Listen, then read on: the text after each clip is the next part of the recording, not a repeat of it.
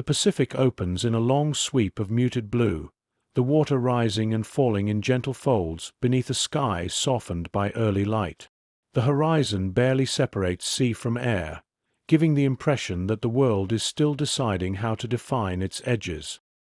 Here, the illusion of peace rests lightly over the ocean, fragile in a way that becomes clear only when memory presses against it. The Hawaiian Islands emerge from this stillness, their volcanic shapes washed in a warm, hazy glow, carrying beauty that feels almost unaware of what has already taken place. Before you drift off, be sure to subscribe if these calm, reflective documentaries help you rest. Your support brings more of them to life and helps others find a gentler way to explore the past. And if you'd like, let us know where you're listening from tonight, or which moment of this story resonates with you the most. You're listening to Echoes of War. Oahu lies quiet in the morning light. Palm-lined roads, training fields, and clusters of military buildings form an ordered pattern across the landscape. The cantonments of the 25th Infantry Division rest within this calm, their structures reflecting the habits of a peacetime routine. Soldiers move through familiar motions, boots scuffing gravel, kitchen lights flickering on, voices rising in soft exchanges. Everything appears steady, and yet beneath the surface, the air holds a muted tension, as though the island itself remembers the shock that tore through it days earlier. That moment lives in the landscape still. The attack on Pearl Harbor arrived without warning, reshaping the island's identity in minutes. Smoke had risen in black spirals from the harbor. Ships burned where they sat. Aircraft had struggled to climb through a sky thickened with flame and confusion. Men raced from barracks with half-buttoned uniforms, pulled into a storm they had never expected to face on their own soil. The violence of that morning impressed itself onto Oahu in ways that would not fade easily. Now the remnants of that day linger not in smoke, but in atmosphere. Within the 25th Division's grounds, barracks hold a quieter purpose. The men prepare for their duties with steadier hands, their movements shaped by the understanding that the world they inhabit has shifted. Some pause at their windows, not in alarm but in reflection. Others take an extra moment to tighten a strap or check a piece of gear. The routine remains familiar, but the reasoning behind it carries new weight.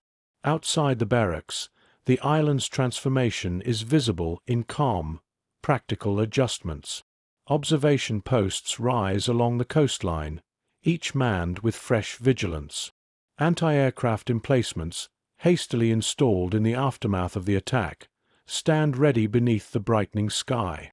Roads that once carried leisure traffic now host military convoys and civilian advisories. Beaches that once felt carefree now serve as defensive boundaries, the sand marked by patrol tracks and perimeter lines. The island breathes differently now, more slowly, more aware. The training grounds reflect this new posture. Formations gather with focused discipline, the men standing slightly straighter, listening with more intent than before. Non-commissioned officers speak with a clarity sharpened by purpose. Drills that once felt routine now carry the sense of practice for real contingencies. Maps spread across portable tables show not hypothetical plans, but realigned defensive sectors and emergency routes. Even the air around these moments feels more concentrated, holding an awareness that preparation is no longer optional. Small scenes across the division reveal the deeper change. Mechanics lean closer to engines, listening for subtle inconsistencies. Supply sergeants check inventory with reinforced attention. Scouts rehearse hand signals with quiet confidence, absorbing skills they may soon rely upon under harsher conditions. These acts are not dramatic, but they create a steady undercurrent of determination. The division is learning how to live inside vigilance rather than around it. Nature continues its usual rhythm around these efforts. Waves break along the shoreline in calm repetition. Birds cross the sky in unhurried arcs. Rain drifts from the mountains and evaporates on sun-warmed ground. Yet even these familiar cycles seem touched by the recent upheaval.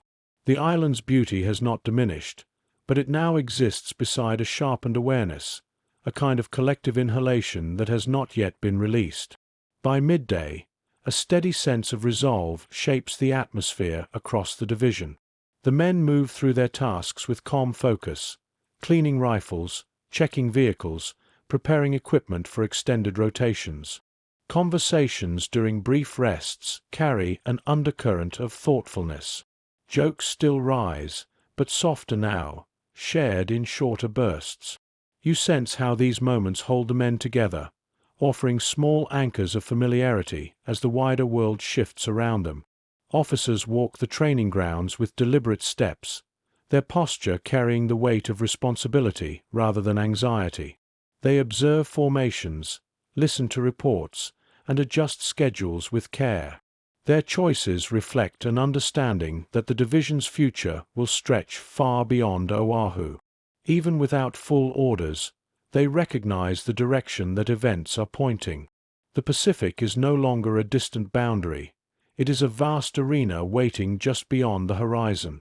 The island absorbs this growing certainty with the same quiet endurance that shapes the division. Its ridges, fields, and coastline begin to merge with the preparations of the men who train upon it. No single moment marks the transformation. No ceremony announces it. The shift unfolds gradually through the discipline of everyday actions, through the simple tightening of a strap, the focused repetition of drills, the way soldiers glance toward the sea without speaking. By evening, the island settles into a calmer rhythm. The residue of smoke from earlier days has long dispersed, replaced by a stillness that feels reflective rather than fragile. The division rests in this moment of transition, no longer a peacetime force, not yet a battle-tested one, but standing firmly in the space between. The path ahead remains partially obscured, but its direction is unmistakable, and as night settles over the island, the stillness carries a soft acknowledgment of what is coming. The beginning of a long journey is already unfolding, carried not by sudden action, but by the quiet, deliberate readiness of the men who stand in its first chapter. The island that woke first. The first light over Oahu spreads in muted tones, softening the island's edges as morning takes shape. Palms sway gently in the early breeze, their fronds catching the gold of a sun that rises with deliberate calm. The ridgelines of the Ko'olau Range still hold pockets of shadow, as if the night has been slow to release its grip. At a glance the scene looks familiar, yet the atmosphere beneath it carries a tension that settles quietly across the island, a reminder of the shock it has absorbed. The cantonments of the 25th Infantry Division rest within this hush. Barracks stand in ordered rows, their windows glinting softly under growing light. Training fields stretch outward in measured lines, still imprinted with the footsteps of soldiers who walked them during calmer days. The division stirs into motion with a steady rhythm of early routines, boots on gravel, tools shifting in hands, voices rising in low exchanges. These movements reflect habit, but the air around them feels different, carrying the weight of new awareness. Inside the barracks, the change becomes visible in the small choices the men make. Uniforms are adjusted with more care. Straps are tightened with deliberate hands. Some soldiers pause near their bunks a moment longer than before, gathering their thoughts before stepping into the day. Others glance through windows at the quiet outside, measuring this brief calm against memories that still press against their minds. The shock of Pearl Harbor has settled inside each man differently, but all understand that the world they inhabit has irrevocably shifted. You sense the unspoken resolve forming beneath their movements, quiet but steady. The island beyond the division mirrors this internal shift. Civilian roads hold a cautious rhythm. Observation posts rise along the coastline, their silhouettes watching the horizon with renewed vigilance. Anti-aircraft emplacements, installed rapidly after the attack, reflect the sharpening light. Beaches once marked only by footprints now serve as defensive boundaries, the sand scoured by patrols rather than tides. The beauty remains, but it now stands beside a layer of watchfulness woven into the landscape. Training grounds come alive with a posture more focused than before. Formations gather with tighter alignment, the men's attention settling quickly on their instructors. Non-commissioned officers speak with a clarity shaped by recent events, their instructions measured and firm.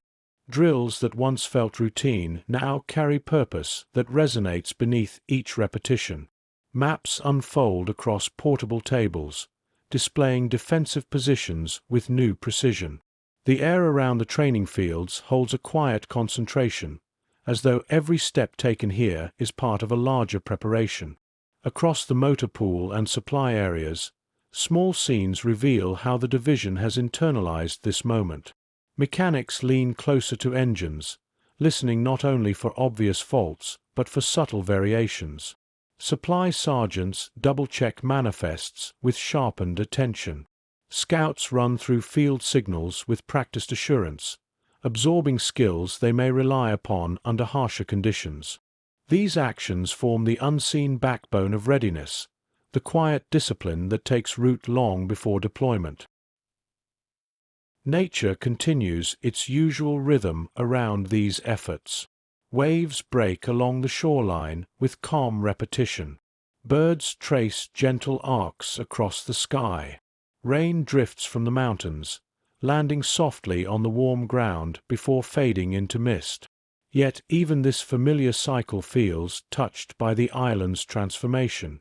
The landscape has absorbed the shock, and in doing so, has begun to hold a new vigilance within its stillness. By midday, the division's atmosphere feels grounded. Soldiers move through tasks with deliberate focus, cleaning rifles, checking vehicles, preparing gear that may soon be needed far from Oahu. Conversations during short breaks carry a thoughtful tone. Laughter surfaces occasionally, subdued but genuine, offering brief release from the weight of the moment. You sense how these small exchanges keep the men anchored, giving them familiar points of connection amid shifting ground.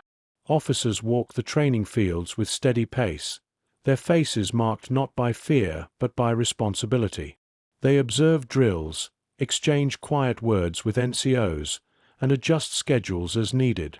Their posture reflects an understanding that the division's future will stretch beyond the island. Even without formal orders, they read the direction of events, knowing the Pacific is no longer a distant frontier.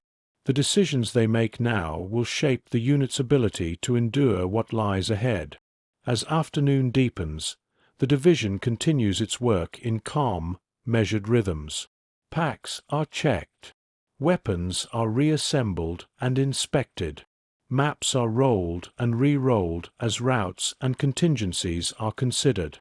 The soldiers of the 25th are not yet the hardened force history will come to know, but the early shaping of that identity unfolds quietly here, through repetition, discipline, and the acceptance of a changed world. The island absorbs these efforts with a kind of steady grace. Its ridges, fields, and shorelines blend with the soldiers' preparations, forming a landscape where vigilance and resilience coexist. No announcement marks this shift.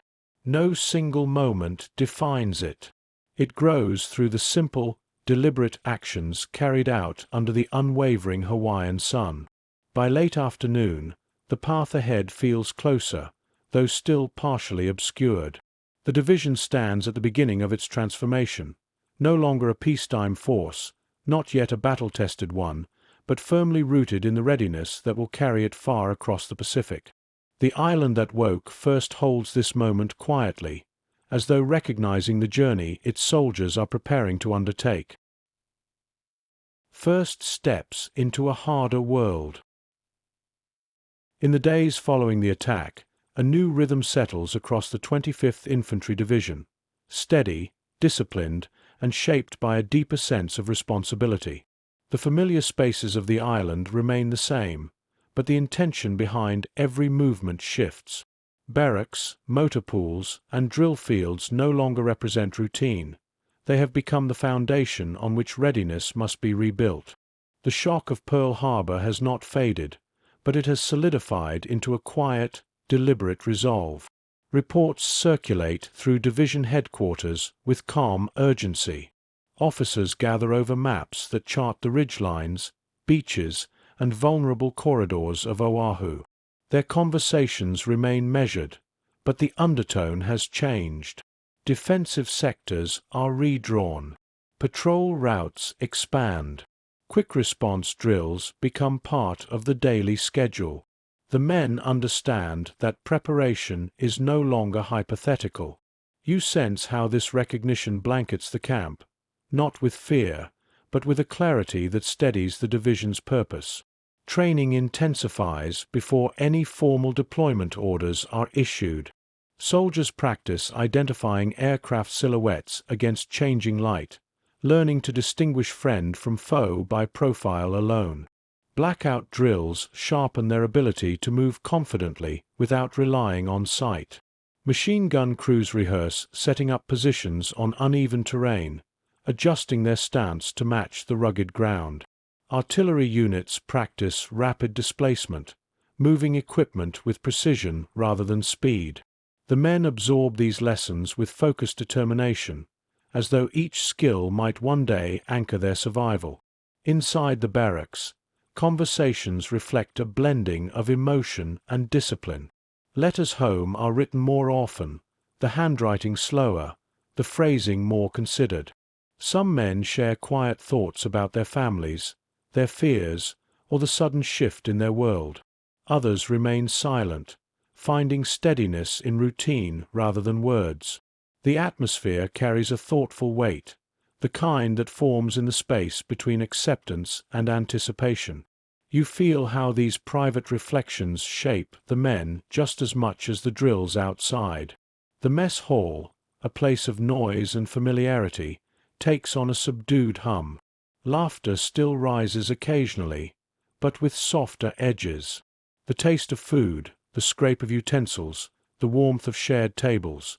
These small details become anchors, reminders that normality still exists within the widening frame of war. The men notice these moments even if they do not speak of them. They understand, in quiet ways, that the ordinary comforts of the island may not accompany them to the places they will eventually go. Beyond the division, civilian life adapts to the new reality. Air raid drills become part of school routines. Windows are covered for blackout requirements. Roadside checkpoints grow more frequent. Residents see soldiers training deep in the island's interior and understand, without explanation, what this preparation means. The presence of the 25th Infantry Division has become woven into civilian life, a symbol of vigilance and protection. Leadership carries the strain of this transition with quiet responsibility. Officers walk the barracks at late hours, checking in on their men without intruding. They review readiness reports again and again, unwilling to overlook any detail that might matter later. Their expressions are steady, grounded by duty rather than anxiety. They know their decisions will shape how well the division weathers the challenges ahead. You sense the burden they carry, a weight not spoken aloud, but visible in the way they study maps and the measured tone they use when addressing their companies. Over time, the division's cohesion strengthens. Shared uncertainty binds the men rather than divides them. Mistakes during drills are corrected with patience rather than frustration. Advice flows naturally between experienced soldiers and newer ones. Equipment is shared and adjusted without complaint. These small gestures form the backbone of the division's identity, a foundation that will support them long before they reach their first battlefield. Oahu's terrain becomes an unspoken instructor. The steep trails near the mountains build endurance. Thick undergrowth teaches patience and communication. Fast-moving showers challenge their equipment and attention.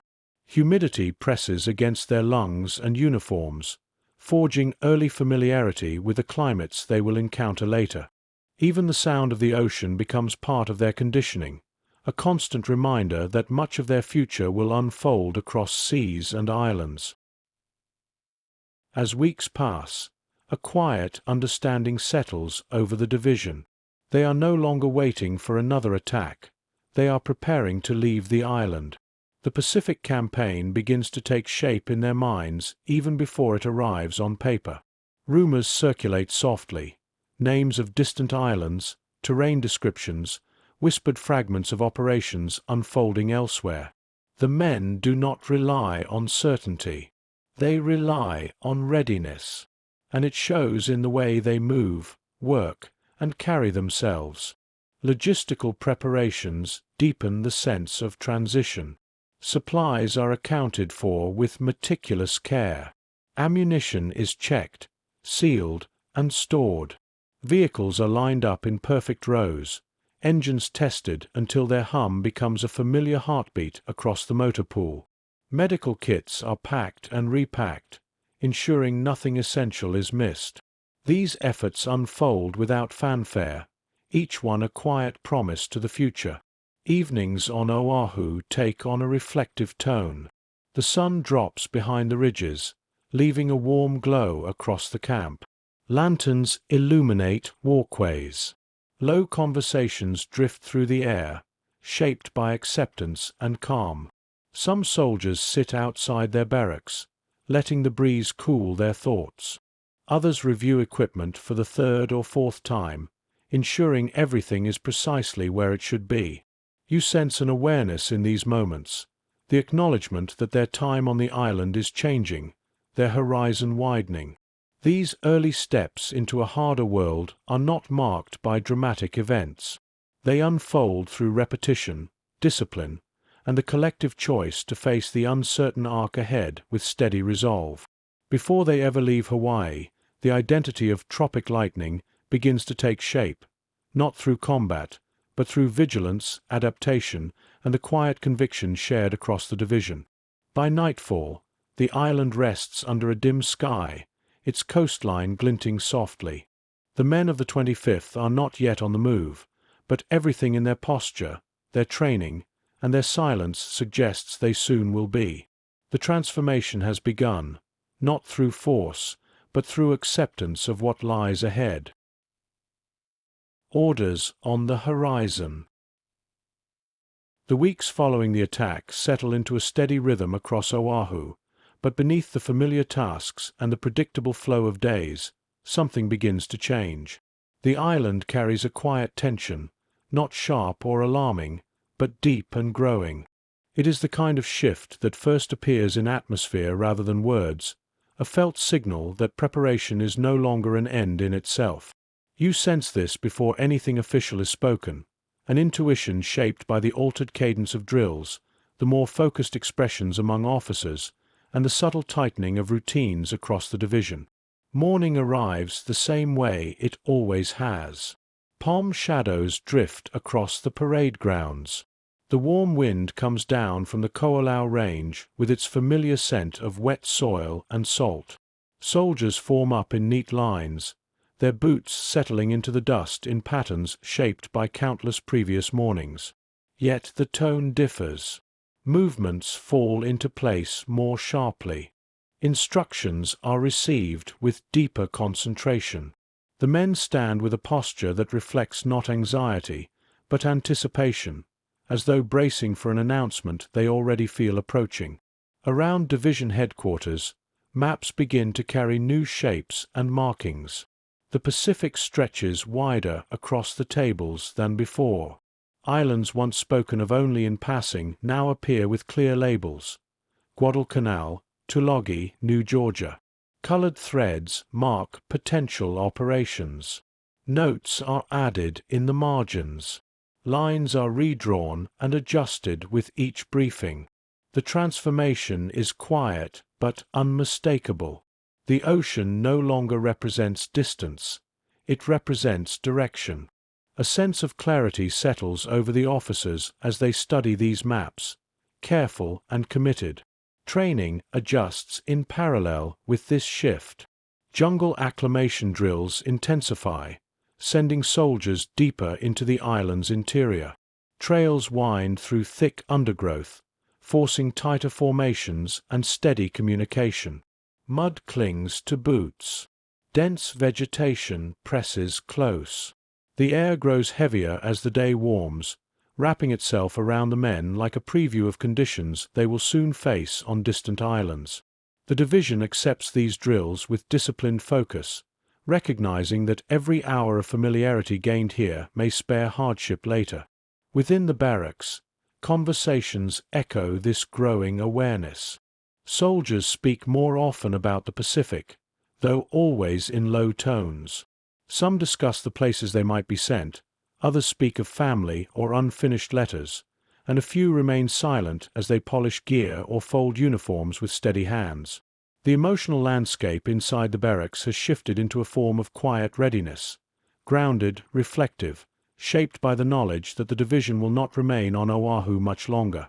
You understand how these inner adjustments mark the true beginning of their transition. Supplies arrive in greater quantities as the days continue. Crates stack neatly in storage buildings. Tools are sorted, labeled, and checked again. Medical units prepare with methodical hands, assembling kits with precision. Radios are tested repeatedly, their crackling signals echoing through the communication tents. Engines hum across the motor pool as mechanics tune them with heightened concentration. The sound of coordinated effort fills the air, calm but relentless, carrying the unmistakable rhythm of preparation for movement. Officers carry the weight of this evolution with deliberate composure. Their briefings grow longer. Their decisions grow sharper. They review terrain reports and climate notes from distant islands, assessing risks and requirements. The responsibility they feel is visible not through tension but through focus, their movements measured, their speech steady. The shift in their demeanor tells as much as any formal announcement could. They see the path ahead forming, even if the orders remain unwritten on paper. Across Oahu, civilian life reflects this progression. Rumors travel through markets and along roads, speaking of troop movements and upcoming operations. Families see the men training in the island's forests and understand what these efforts imply. The presence of the 25th Infantry Division has become something the island leans on, a reassurance and a reminder at the same time. Cars slow as they pass convoys. Children wave. Elder residents nod quietly from porches, aware of the gravity behind these days. Even the natural landscape seems to participate in the division's transition. The thick forests where soldiers practice silence offer lessons in patience and coordination.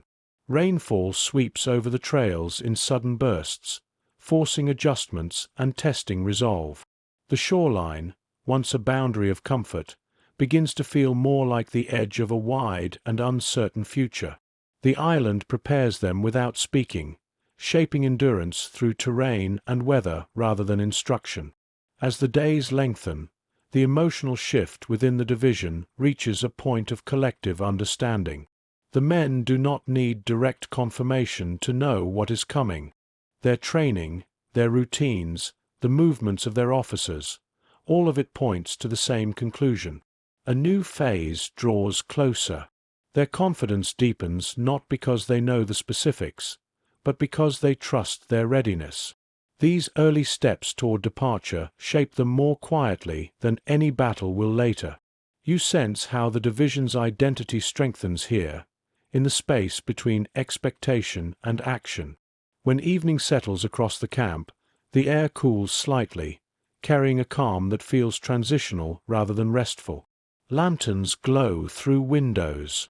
Soft conversations drift along walkways. Equipment clicks into place as it is stored for the night. The atmosphere holds a suspended breath, as though the island itself is waiting for the next message to arrive. Everything in the posture of the men, in the rhythm of their work, in the silence between their words suggests that orders are near. The division stands at the threshold of motion, steady, prepared, aware. The horizon may still be quiet, but its message is clear. Movement is coming, and the men of the 25th will meet it with the resolve they have been building since the morning the island first awoke to war. The call to move. The confirmation arrives quietly, carried through the chain of command with a calm precision that has become the division's new rhythm. There is no fanfare, no dramatic shift in tone, only a subtle tightening in the air as officers deliver the information that has lingered just beyond expectation. Orders are set. Movement is coming. The 25th Infantry Division will leave Oahu. Their next destination lies across vast waters, part of a wider campaign unfolding far beyond the familiar mountains and beaches that have shaped their training. You sense the realization settle across the soldiers, not as shock, but as the fulfillment of an inevitability they have been preparing for. The morning briefing gathers the men in tight formation under a rising sun. The field is bathed in soft light, helmets catching the glow, shadows stretching long across the packed soil. Officers speak clearly, outlining only what must be known. The division will join operations aimed at resisting the Japanese advance across the Pacific. Guadalcanal becomes the first landmark on this path, a place that had entered conversations only through rumor, but now stands as a defined point on their future map. The soldiers absorb the news with quiet discipline, their posture reflecting a collective readiness formed over weeks of intensified training. When the formation breaks, movement sweeps through the camp in steady waves. The supply depots come alive as crates and equipment move from shelves to staging areas. Logistics teams take careful inventory, confirming quantities of ammunition, rations, medical supplies, and engineering tools. Mechanics work in rows, leaning into engines with focused attention, listening for inconsistencies that might complicate operations later.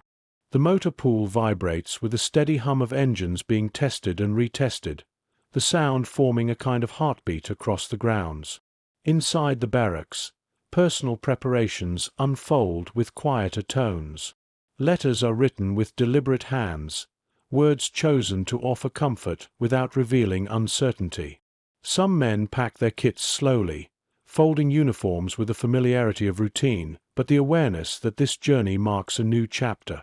Others sit in brief silence before gathering their belongings, letting the moment settle around them.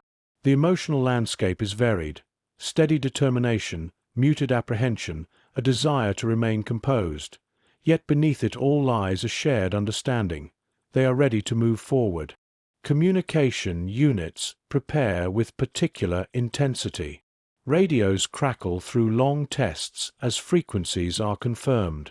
Spare parts are sorted with meticulous care. Signal flags and wiring kits are checked, folded, and sealed. These soldiers know the weight their role carries in unfamiliar terrain where visibility shifts, and the dense Pacific environment may obscure movement. Their attention is unwavering, shaped by the knowledge that communication will be the thread holding many lives together. Training continues even as preparations accelerate. Jungle navigation drills reinforce skills needed for tight formations and silent movement through dense foliage. The men practice navigating steep, slippery slopes and managing equipment under oppressive humidity. Weapons training intensifies, with rifle teams practicing until their motions become instinctive. Machine gun crews reposition across uneven ground, learning to adjust not only their aim but their awareness. Mortar crews rehearse calculations by feel as much as by measurement, building instincts that may later determine survival. The discipline shaping these moments reflects a quiet realism. The men are not chasing heroics. They are preparing for endurance. Behind the scenes, officers pore over transport schedules, loading plans, and operational forecasts. They coordinate the movement of supplies to the harbor in measured waves, accounting for every crate and container. Their posture holds the weight of responsibility rather than anxiety. They speak to the men with steady voices, aware that clarity matters more than reassurance.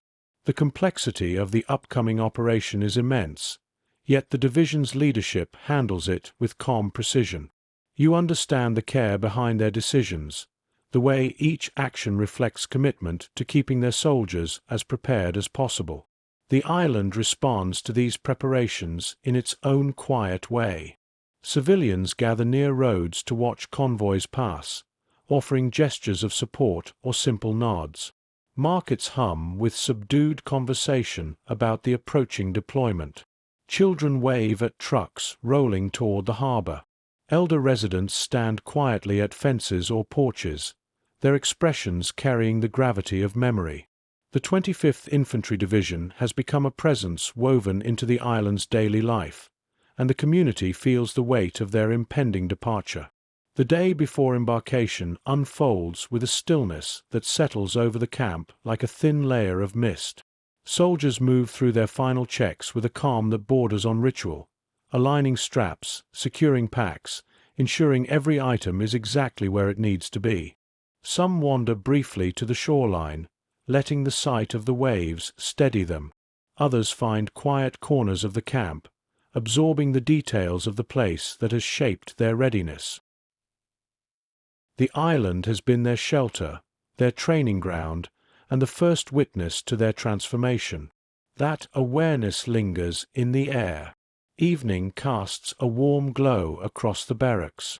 Equipment rests in ordered lines. Soft conversations drift through open windows, carrying a mixture of anticipation and reflection. The island's night feels suspended, as though holding breath for what tomorrow will bring. Lanterns illuminate small pools of light across the walkways, and the sounds of packing, sorting, and final adjustments blend into a gentle, rhythmic backdrop. Within this calm, the men steady themselves, not through bravado, but through acceptance. When dawn arrives, the division moves toward the harbor with quiet determination. Trucks rumble along the roads in disciplined lines. Packs sit firmly on shoulders. Helmets catch the first rays of sunlight. The air hums with purpose, not urgency. Every step reflects the training, the adaptation, and the resolve that have carried them from the morning of the attack to this moment of departure. You feel the weight of their readiness, not heavy, but grounded, as though the division knows exactly who it has become. The long journey across the Pacific begins in this understated march, defined not by spectacle, but by discipline and commitment. Before they ever reach their first battlefield, the identity of Tropic Lightning is already forming, shaped by the lessons, routines, and quiet convictions forged on the island that prepared them to leave. The wide water crossing. The harbor at dawn holds a muted glow as the 25th Infantry Division begins to leave Oahu behind. The water lies still near the piers, touched by the faint shimmer of early light. Ships line the docks in heavy silhouettes, their hulls rising like patient giants preparing for a long, quiet task. The air carries a mixture of salt, engine fumes, and the soft murmur of last-minute coordination. The island, which has shaped the division's transformation, feels both close and distant, familiar in every detail yet already fading into the background of what lies ahead. As the men board the transport ships, the atmosphere settles into a steady rhythm. Footsteps echo across steel ramps. Packs shift under controlled movements. Voices rise just enough to convey instructions before dissolving back into silence. No one rushes. No one hesitates. The pace reflects acceptance, a collective understanding that this departure marks the true beginning of their journey into war. You sense the layered emotions beneath each step, anticipation, resolve, and a quiet recognition that uncertainty will follow them across the ocean. Once aboard, the interior of the ship becomes a new environment to absorb. Narrow passageways lead to crowded bunks stacked 3 or 4 high. The air thickens quickly, carrying the scent of oil, metal, and close quarters. Floors vibrate with the hum of machinery below. Soldiers stow their gear in compact spaces, adjusting to the confined layout with a quiet efficiency they've learned from months of preparation. This ship, one among several in the convoy, will be home for days that stretch into weeks. Its steel corridors hold the first chapter of a new kind of endurance. When the ships pull away from Oahu, the island recedes with slow, deliberate grace. The buildings shrink, the green ridges soften, and the familiar coastline becomes a thin line between sea and sky. Some men watch for a moment, committing the view to memory. Others turn inward, focusing on what comes next rather than what was left behind. The division has trained, adapted, and prepared. Now the ocean itself becomes the path forward. The horizon widens into a vast expanse of blue, carrying them toward unknown shores. Life aboard the convoy adopts a different rhythm from anything experienced on land. Days stretch out in long, measured intervals.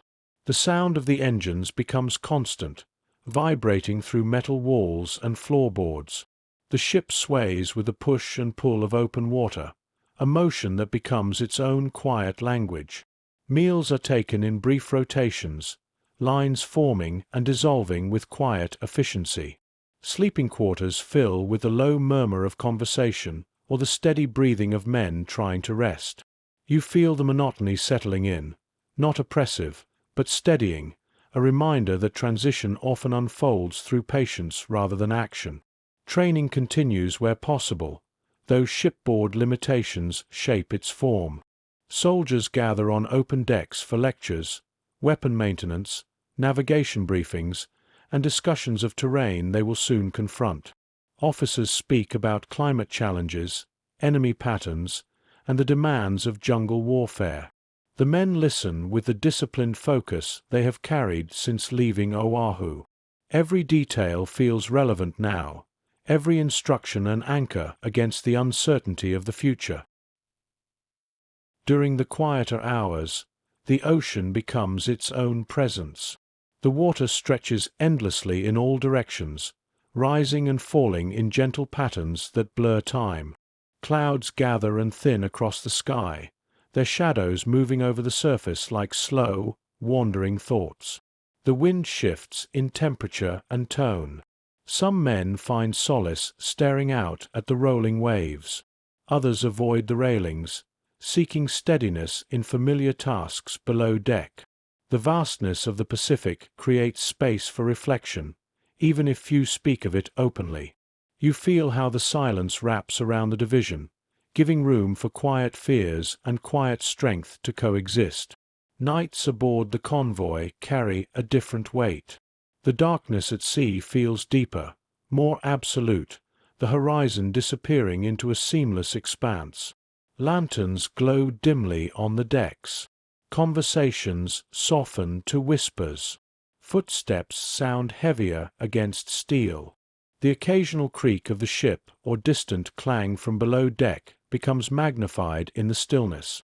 Men lie in their bunks listening to the pulse of the engines, trying to ease their minds into rest.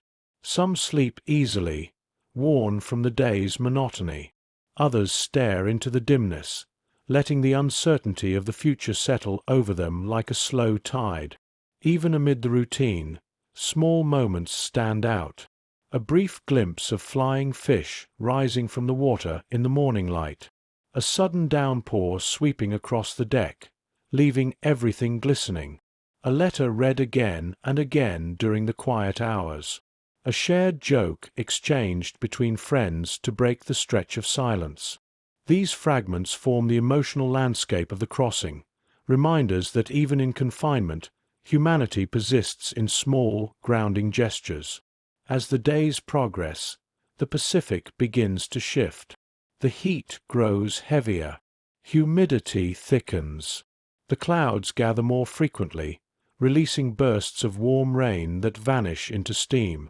The ship feels warmer, the air inside closer, the nights more restless. But the men adapt as they always have, adjusting their routines, keeping their focus steady. The convoy pushes forward with unwavering direction, its course set through waters that have carried generations of vessels engaged in wars, trade, and exploration.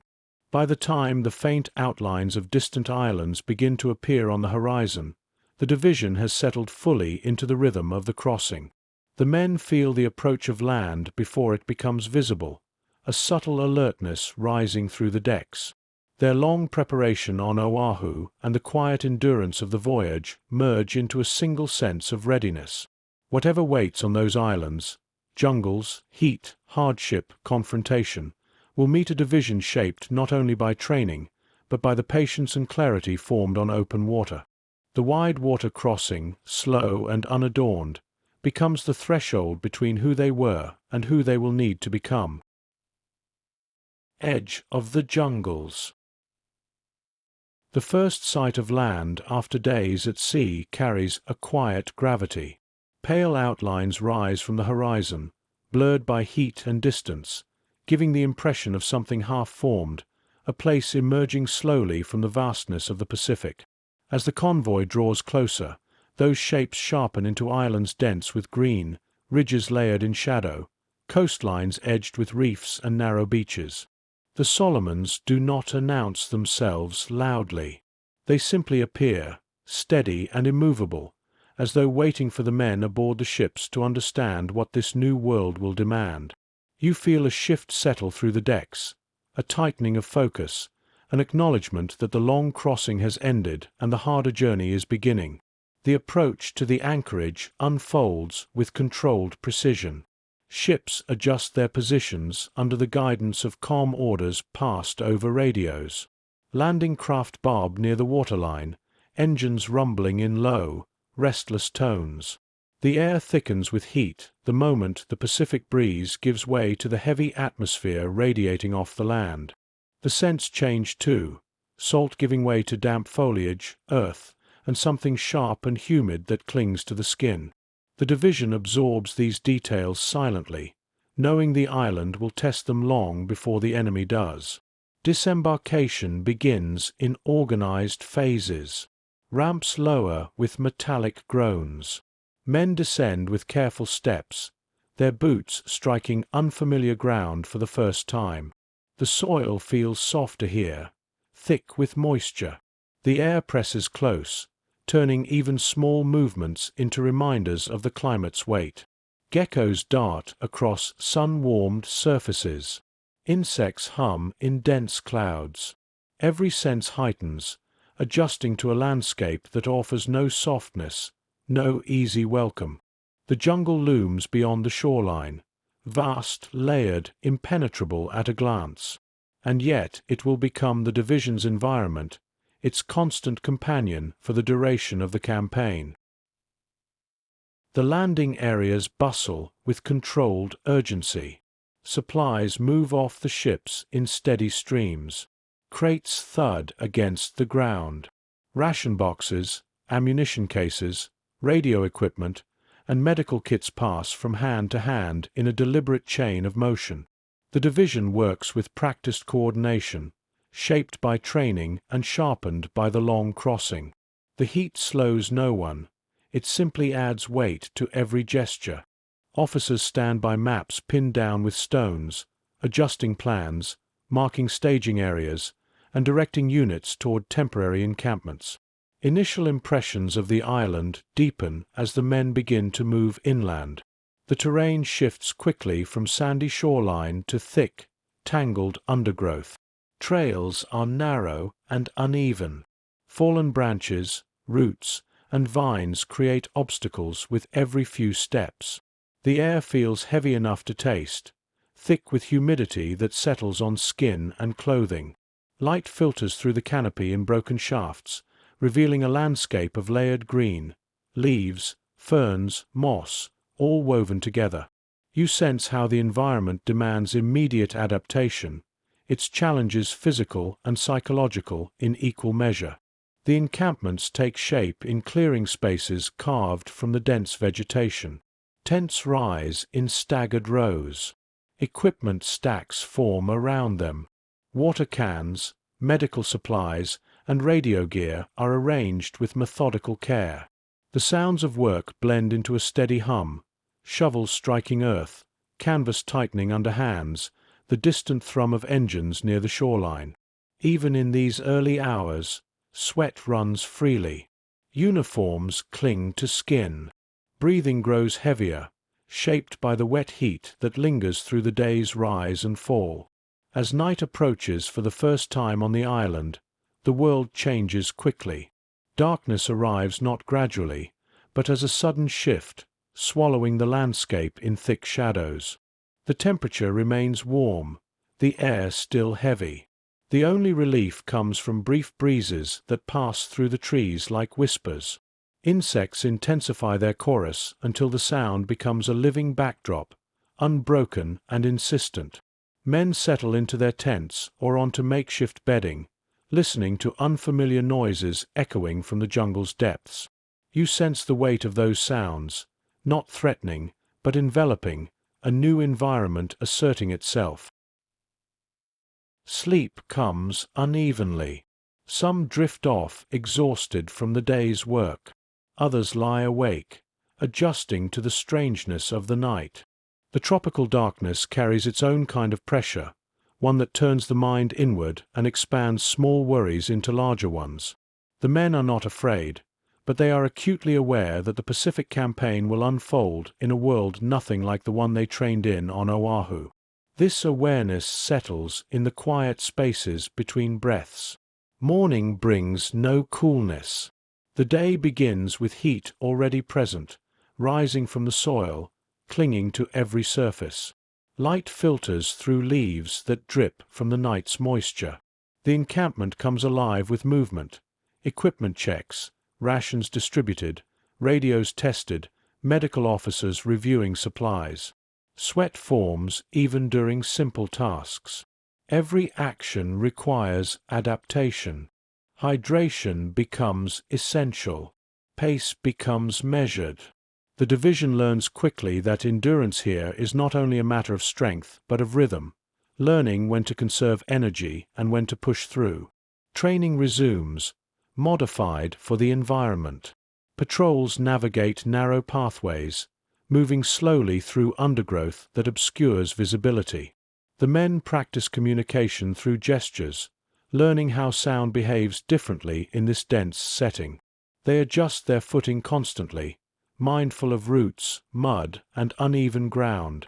Officers review terrain maps marked with new notes about clearings, water sources, and potential defensive positions.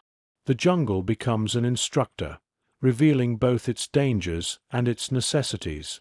Emotional adaptation unfolds in parallel. Some men face the new conditions with steady acceptance. Others struggle quietly, finding the transition more taxing than expected. Letters are written in brief pauses, their pages sometimes marked by sweat rather than ink smudges. Meals offer moments of small relief, though even eating carries its challenges in the wet heat. Conversations shift from speculation to lived experience. The weight of the air, the demands of the terrain, the relentlessness of humidity. Through all of it, camaraderie becomes essential. It holds men together when the environment presses hardest. The division's identity continues to form in these early days on the island. Training, logistics, and readiness merge into a unified effort shaped by the reality of the terrain. The men do not yet face the enemy, but they face a landscape that tests them in ways no drill could replicate. You sense the beginnings of a deeper resilience, a recognition that endurance in the Pacific will be measured not only by battles, but by the constant negotiation with climate, ground, and silence. As the chapter of arrival settles into routine, the division stands on the threshold of its first operations. The environment has introduced itself fully. The men understand its weight, and the long arc of the Pacific campaign begins to reveal its first genuine challenges, not through conflict, but through the land itself. First steps into the unknown. The morning after the encampment has taken shape, the jungle reveals more of its character. A low mist rises from the ground, drifting between the trees like a slow-moving breath, softening the outlines of trunks and leaves. The air carries a weight that settles on the skin, warm even before the sun clears the canopy. Sounds echo differently here, sharper in some places, muffled in others, forming an uneven chorus of insects, distant birds, and the occasional crack of branches shifting under their own weight. Nothing about the environment feels hostile, but nothing feels welcoming either. The land simply exists, immense and indifferent, waiting for the men to learn its rhythms. Patrols are organized during the early hours, when the heat has not fully pressed itself into the day. Small squads move out in staggered intervals, venturing into terrain that twists and narrows with every few steps. Vines hang low across paths. Roots spread like veins beneath the soil, catching at boots. The ground alternates between mud and packed earth, never matching the expectations of those walking across it. Every movement requires consideration. Every sound triggers heightened awareness. You sense the unease beneath the surface, not fear, but the kind of tension born from stepping into the unknown with only limited guidance. The Marines already stationed in the region share what knowledge they can. Their uniforms carry the marks of longer exposure to the island's demands. Sweat stains, scrapes from branches, mud that seems fused into fabric. Their voices keep a low, steady cadence as they describe the dangers. Hidden ravines, sudden rainfall that transforms paths into torrents, pockets of heat dense enough to blur vision. They speak of movement discipline, of conserving energy, of how the jungle punishes anyone who tries to rush. The men of the 25th listen carefully, absorbing the advice not as lecture but as survival. It becomes clear that patience, not strength, is the skill the jungle demands first. As patrols advance deeper, the landscape shifts in mood. Light becomes fractured as it filters through layered leaves. Birds call in sharp bursts before disappearing into silence. Openings in the canopy allow sunbeams to strike the ground with sudden intensity, heating the air by degrees. The terrain forces single-file movement along narrow tracks, with visibility shrinking to a corridor only a few feet wide. Sweat drips steadily before midday. Breath grows heavier. The jungle does not fight the men. It simply refuses to yield to them.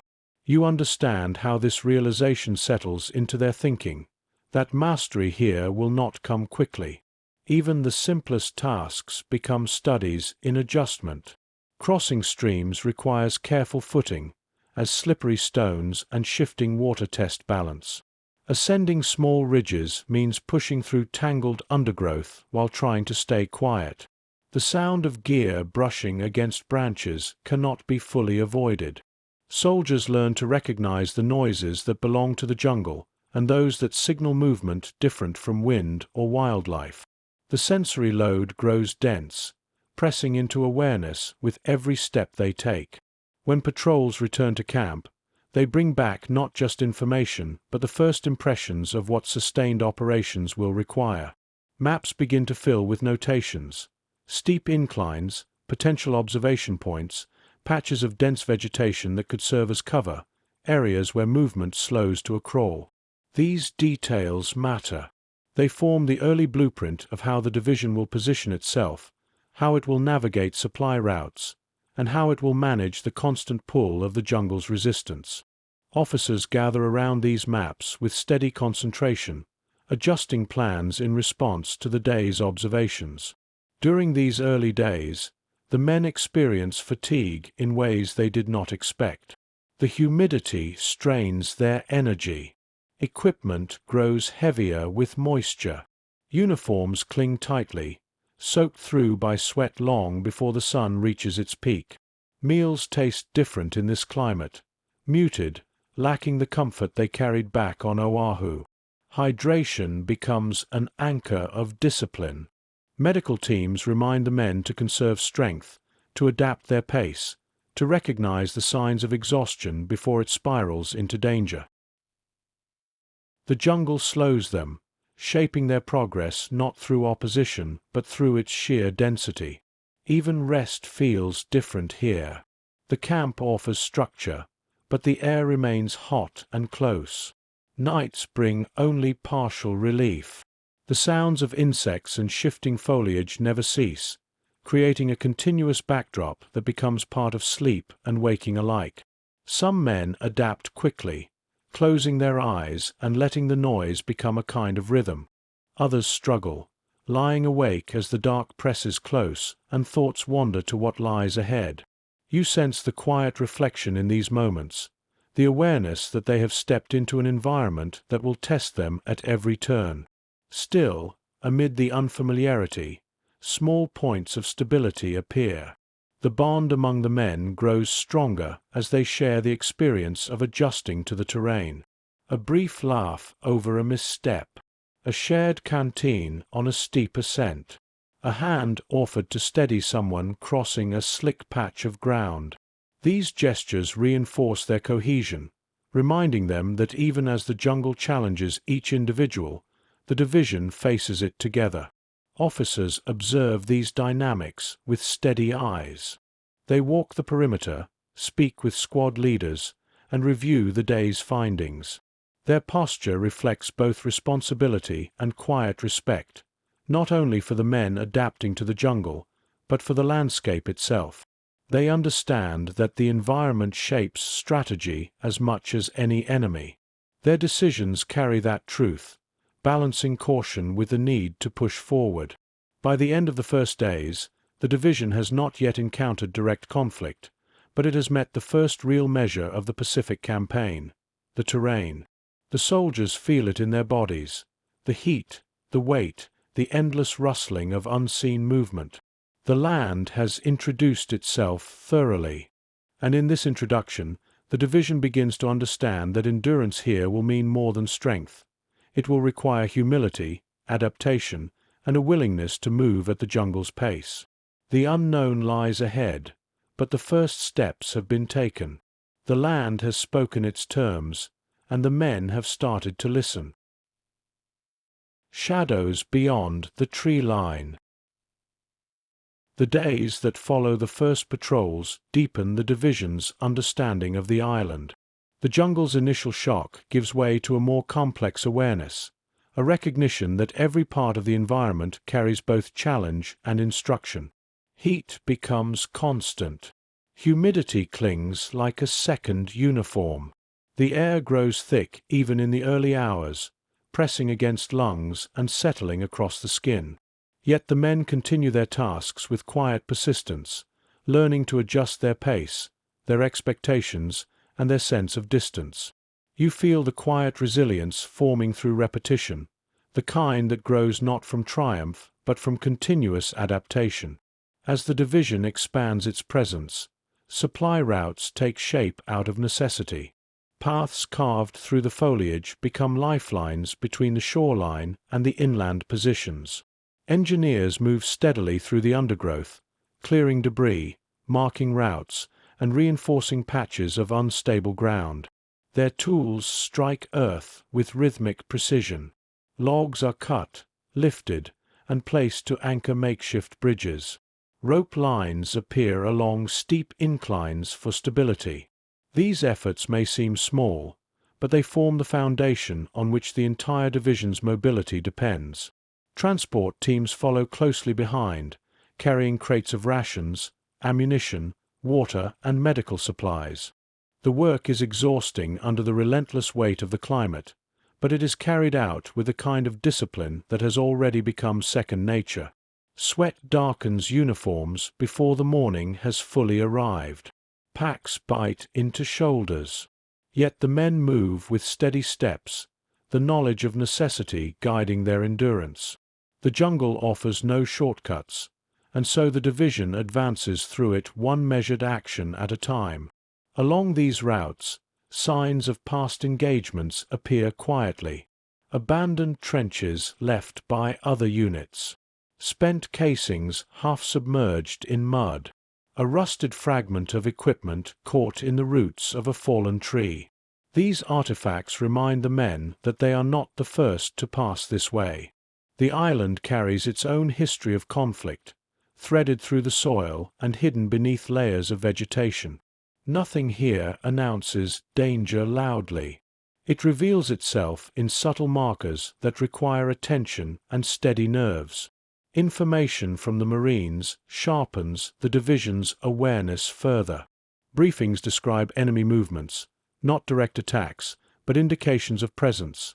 Footprints discovered near streambeds, distant glints of metal seen through gaps in the foliage, the faint echo of machetes cutting undergrowth far off in the hills. These reports spread through the camp not as alarm but as reminders. The enemy is near, unseen but present. You sense how the men internalize this truth, holding it quietly as they continue their preparations. Patrols grow more cautious as a result. Squads move at slower paces, scanning the terrain with heightened attention. Stops become more frequent. Silence stretches longer between whispered signals. The jungle absorbs these adjustments, indifferent to the tension moving through its layers. Light filters through the canopy in narrow beams, illuminating particles of dust and moisture that drift like small falling stars. Every rustle of leaves carries meaning. Every sudden quiet triggers a tightening in the chest. The men learn quickly that the jungle amplifies uncertainty. Back at camp, routines develop to counter the strain. Weapons are cleaned with methodical precision. Radios are inspected before each patrol. Canteens are filled again and again as the air drains moisture from body and mind alike. Medical teams monitor hydration and exhaustion carefully, aware that the environment itself can become an enemy if not respected. Meals are simple but grounding. Brief moments of rest are cherished. A letter read slowly. A conversation shared in low tones. A glance exchanged that needs no words. These small acts bind the men together as they settle deeper into the island's reality. Nightfall introduces its own set of challenges. Darkness arrives quickly, descending with a weight that seems thicker than the air itself. Shadows stretch into impenetrable shapes. The jungle sounds intensify, insects in constant chorus, branches shifting, distant calls that echo strangely through the trees. The men learn that night on the island is a world with its own rules. Flashlights stay dim. Voices stay low. Fires remain small and shielded. Even the metal of equipment is handled carefully to avoid unwanted noise. During these nights, warnings circulate quietly. A patrol hears movement beyond a ridge, but cannot identify its source. Another reports a faint glimmer of reflected light deep in the trees. A third describes distant rustling that stops abruptly when attention shifts. These signs do not confirm enemy presence, but they suggest it. The tension settles into the camp like a low hum, not overwhelming but persistent. You feel the atmosphere tightening, not with panic but with awareness, the sense that something unseen has begun to watch from beyond the tree line. Sleep becomes shallow for many. Some drift off quickly, their bodies too exhausted to resist rest. Others lie awake, listening to the endless sounds of the jungle, letting their minds trace the line between alertness and imagination. The darkness presses close, and thoughts stretch into the space it creates. Yet even in these moments of vulnerability, there is a steadiness in the division's collective posture. They have expected this tension. They have prepared for it. The unknown does not crush them. It sharpens them. By the following days, the division begins shaping its positions with growing confidence. Trenches are dug in defensive perimeters. Observation points are established on small rises, offering lines of sight through gaps in the foliage. Machine gun placements are reinforced with sandbags. The camp evolves from a temporary settlement into a structured foothold. The psychological shift is subtle but significant. They have stopped feeling like guests on the island. They are becoming anchored to it, learning to coexist with its demands. Officers walk these positions with calm diligence. Their conversations reflect a balance between caution and momentum. They understand that engagement may come suddenly or not at all for days, perhaps weeks. The unpredictability demands patience, not haste.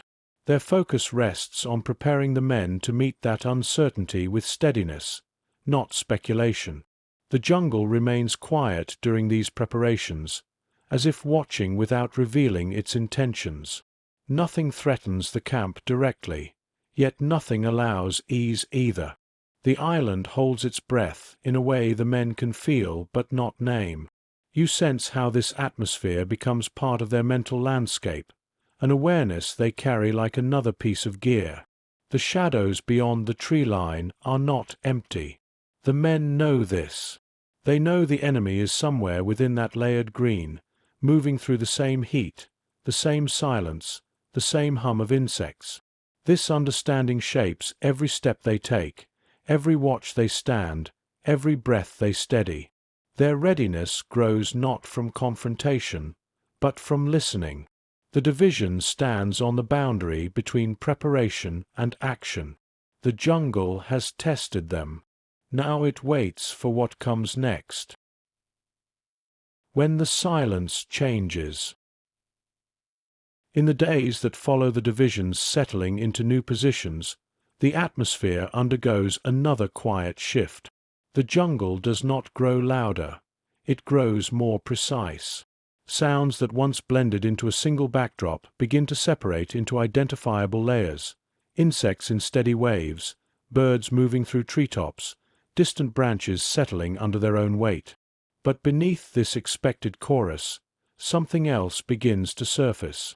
It is not a sound at first, but a sensation, the subtle change that occurs when the land is no longer holding its breath, but adjusting to a presence deeper within its shadows. You feel that adjustment like a faint pressure across the senses, a warning without a voice. The Marines stationed farther forward bring back reports that sharpen this awareness. They speak of movement at the edges of their observation lines, shapes slipping between trees, silhouettes vanishing before they can be clearly seen. They describe distant metallic clicks that could be equipment or could be imagination. The enemy remains elusive, choosing concealment rather than confrontation. But the pattern is clear. Somewhere out there, in the thicket of layered foliage and steep ravines, the Japanese forces have begun to probe the edges of the perimeter.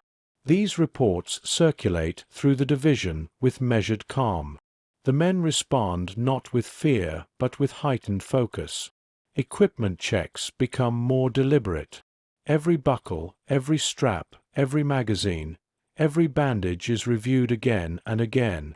The jungle has already taught them that mistakes grow heavier in this climate than anywhere else. Now the possibility of contact adds another layer of weight. Packs are thinned of non-essential items. Rifles are cleaned even when they do not need it.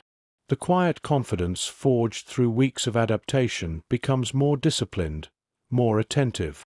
Patrol schedules grow tighter. Small teams move out in overlapping arcs, covering ground with careful precision.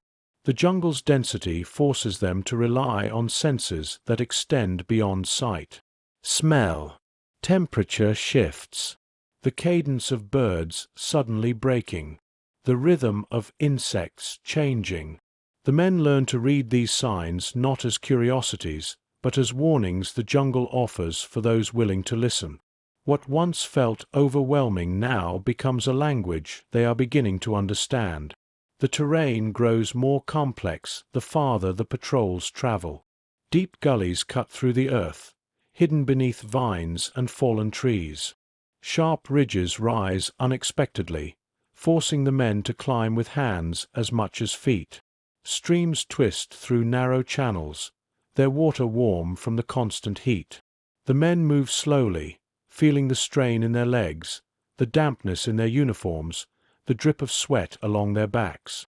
Yet the pace remains steady. Their focus holds. The environment has ceased to feel foreign. It has become the arena where their discipline is tested. When patrols return to camp, the officers gather the small details gathered from the day.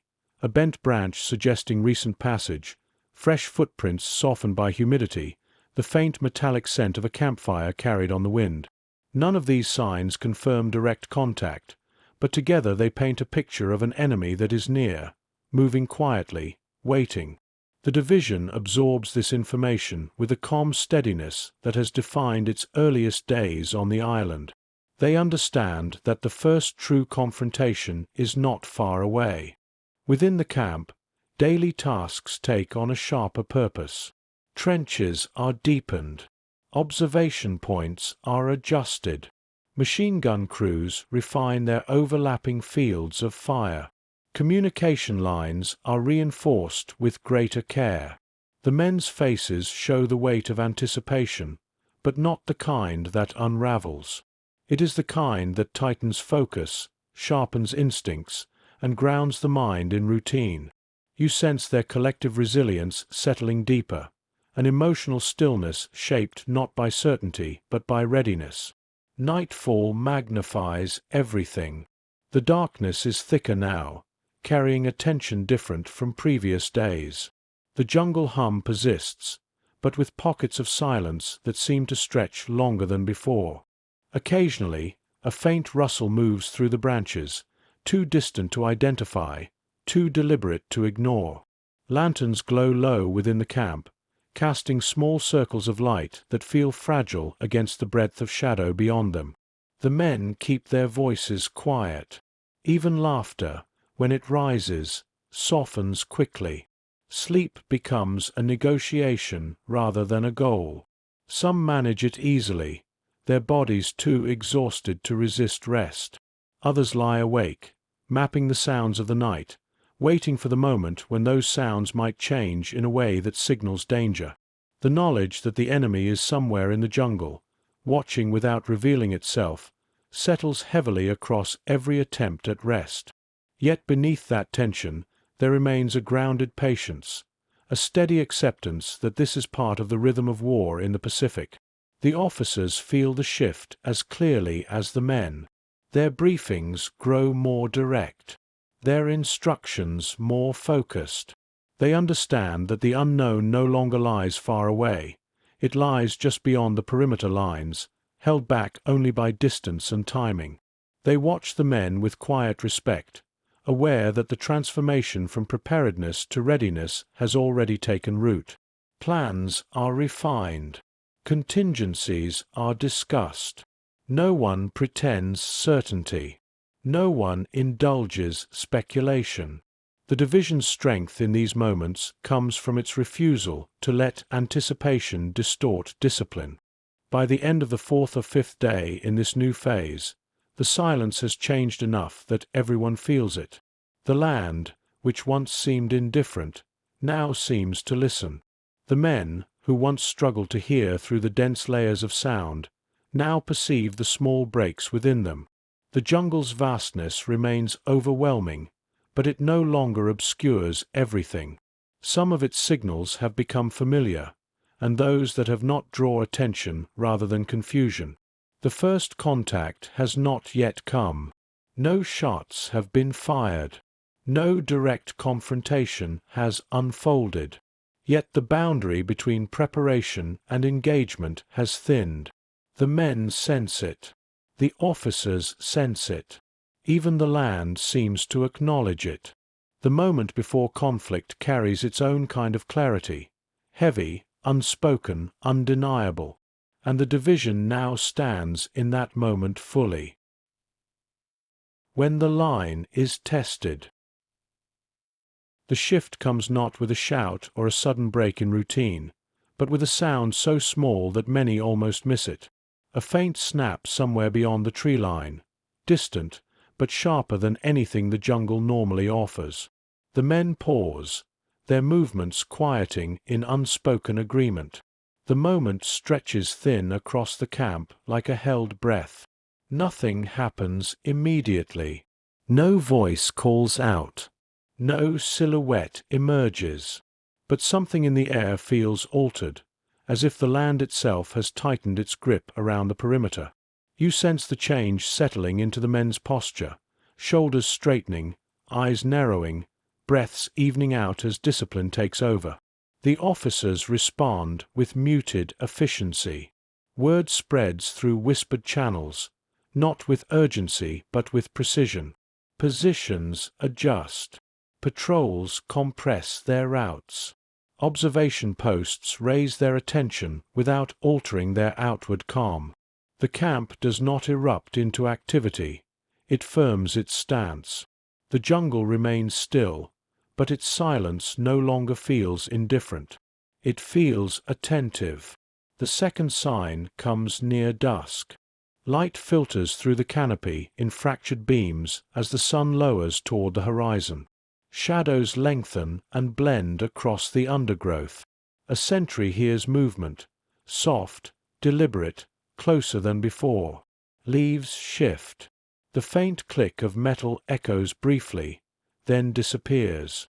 The sentry signals for confirmation, and another pair of ears catches it too. No shapes appear, yet the sound is unmistakable. This time, the awareness ripples across the perimeter like a quiet pulse. Rifles are held a little steadier. Breaths slow. The men settle into their positions as though the jungle itself has asked them to wait. Full darkness arrives quickly, swallowing the last hints of color from the trees. Lanterns dim. Voices nearly vanish. The air thickens, and every sound becomes magnified by the stillness. The jungle hum continues, but threaded through it is a new tension, not loud, but persistent, like a distant drumbeat buried beneath layers of foliage. The night settles heavily, and the men feel its weight. Then, somewhere along the far eastern edge of the perimeter, a twig snaps. Another. Leaves rustle with a rhythm too controlled to be wind. A sentry lifts a hand, signaling silence across his small section of the line. The stillness sharpens. A few heartbeats pass. A single, muffled shape moves in the dark. And then, the first shot of the campaign for the 25th Infantry Division breaks the silence. It is not dramatic. It does not echo like thunder. It cracks the air with a short, abrupt finality. A sound that confirms the enemy is no longer an unseen presence, but a real force pressing against their world. The shot is answered by another, distant, uncertain. Then silence returns, heavier than before. The men do not panic. They do not surge forward. They breathe, steady and controlled, letting discipline override instinct. Officers move toward the line with measured steps. They speak in low tones, gathering small fragments of information. A figure seen for a moment between trees, the impression of movement, the direction of the sound. Nothing clear, nothing full, but enough to confirm what they already felt. The enemy has tested the line. The minutes that follow stretch into a quiet tension. No more shots come. No voices emerge from the jungle. The darkness holds everything in place. The men remain alert at their posts, hands still on rifles, eyes fixed on the tree line where the first contact occurred. You feel the quiet maturity in their response, the understanding that this moment is not the battle but the threshold to it, the test that marks the end of preparation. Time moves slowly until the sky begins to lighten. A pale gray rises behind the ridges. The sounds of the jungle shift gently as nocturnal insects soften their chorus and morning birds begin to stir. The perimeter holds. The night passes without further engagement. Yet nothing feels the same. At first light, patrols move forward with deliberate care. They advance slowly through the undergrowth, checking for signs of the night's intruders. The jungle reveals only fragments. A footprint softened by humidity. A slight depression in the soil. A broken branch at shoulder height. These clues confirm what the men already know. The enemy came close, then withdrew without pressing further. A probe, a test of readiness, a measure of the division's attention. The patrols return with their findings, and the officers gather the reports with quiet seriousness. They do not dramatize the event. They do not attempt to diminish it. They acknowledge that the first line has been crossed, not violently, but unmistakably. The men listen without needing reassurance. They understand the nature of this beginning. War in the Pacific rarely announces itself with full clarity. It moves in shadows before it moves in force. The daily routines resume, but with subtle differences. Trench lines are reinforced. Observation posts shift slightly to widen fields of view. Communication checks occur more frequently. Even the smallest tasks, adjusting a strap, cleaning a rifle, refilling a canteen, feel more deliberate. The men do not speak about the previous night directly, yet its imprint shapes everything. Later in the day, a brief rain shower sweeps across the camp, sudden and warm. It falls through the canopy in uneven sheets, striking leaves and soil in soft percussion. Some men lift their faces toward it, letting the water cool their skin. Others sit quietly beneath shelter, listening. The rain seems to wash away the night's tension without erasing its meaning. You sense how the moment settles into the division's collective memory, a calm acknowledgement that they crossed a threshold together. By evening, the jungle has returned to its usual rhythms. Insects hum, birds call, branches shift. But inside those familiar sounds, the men now hear something else. The awareness that the enemy is not far, that yesterday's silence will not always hold, that the next night may bring more than a probe. The day closes with a stillness that feels different from those before it. A line has been tested, and the division did not falter. Their readiness is no longer theoretical. It has been tried in the smallest possible measure. The first confrontation has come and gone, brief as a breath, quiet as a passing shadow, and everything that follows will grow from this point onward. The days that tighten. Morning arrives with a muted glow, softening the ridges beyond the camp as if the island itself is easing into the new day carefully, aware of what unfolded the night before. The men rise from their limited sleep with movements slower than usual but controlled, shaped by the weight of anticipation rather than fatigue. The air already carries heat, thick with humidity that settles across skin and equipment alike. Breakfast is taken in steady silence, each man aware that the line has shifted, that the unknown has drawn one step closer. You sense their resolve strengthening in ways that do not require words, an inward settling that forms after tension has been tested but not broken. The officers gather early. Their expressions hold the calm intensity that appears when responsibility deepens. They speak in low tones around maps pinned beneath canteens and knives to prevent them from curling in the damp air. Patrol routes are adjusted. Defensive arcs widened. Observation posts slightly repositioned to gain clearer lines through the foliage. The changes are small but meaningful, the kind that shape survival long before battle begins. The men absorb these adjustments with quiet nods, understanding that readiness now demands precision. Throughout the camp, routines sharpen. Trenches that were once shallow grooves are deepened into proper channels. Sandbags are reinforced, shifted, and aligned into cleaner rows. Machine gun nests receive minor repositioning, their fields of fire refined to cover new blind spots revealed by the night's events. Communication lines are checked twice, then again a third time. Static on the wires feels heavier now, every crackle demanding attention. The camp hums with disciplined motion, not hurried but purposeful. Patrols move out in pairs and small squads, each carrying the memory of the previous night like a quiet thread woven through their thoughts. They advance through narrow corridors of dense vegetation, noting subtle details: freshly disturbed soil, small disturbances in ferns, places where leaves lie at unnatural angles. These signs confirm what the men already know. The enemy is near, watching, learning.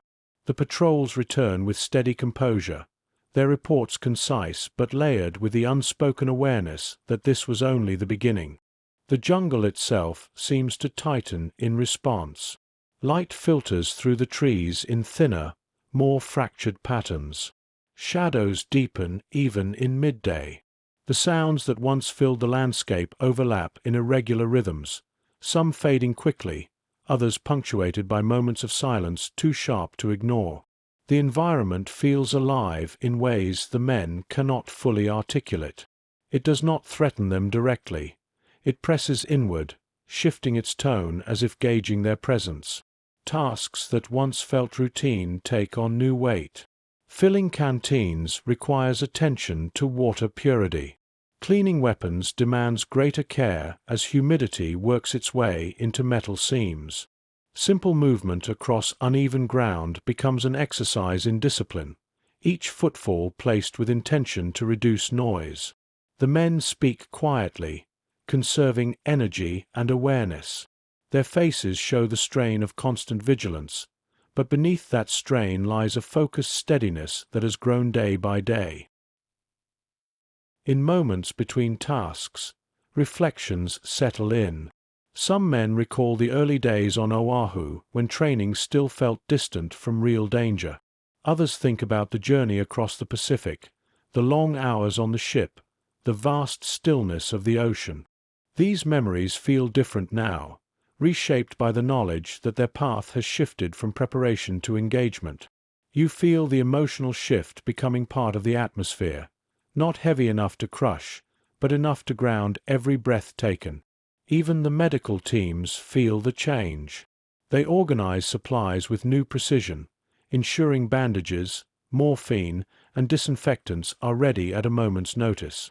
They review heat injury protocols, hydration guidelines, and emergency extraction procedures. Their work is quiet yet essential, a reminder that readiness requires more than weapons and plans. It requires the unseen layers of support that hold the division together. As midday deepens, the jungle heat sharpens. Sweat forms instantly. Clothing clings uncomfortably. The air feels thick enough to slow movement.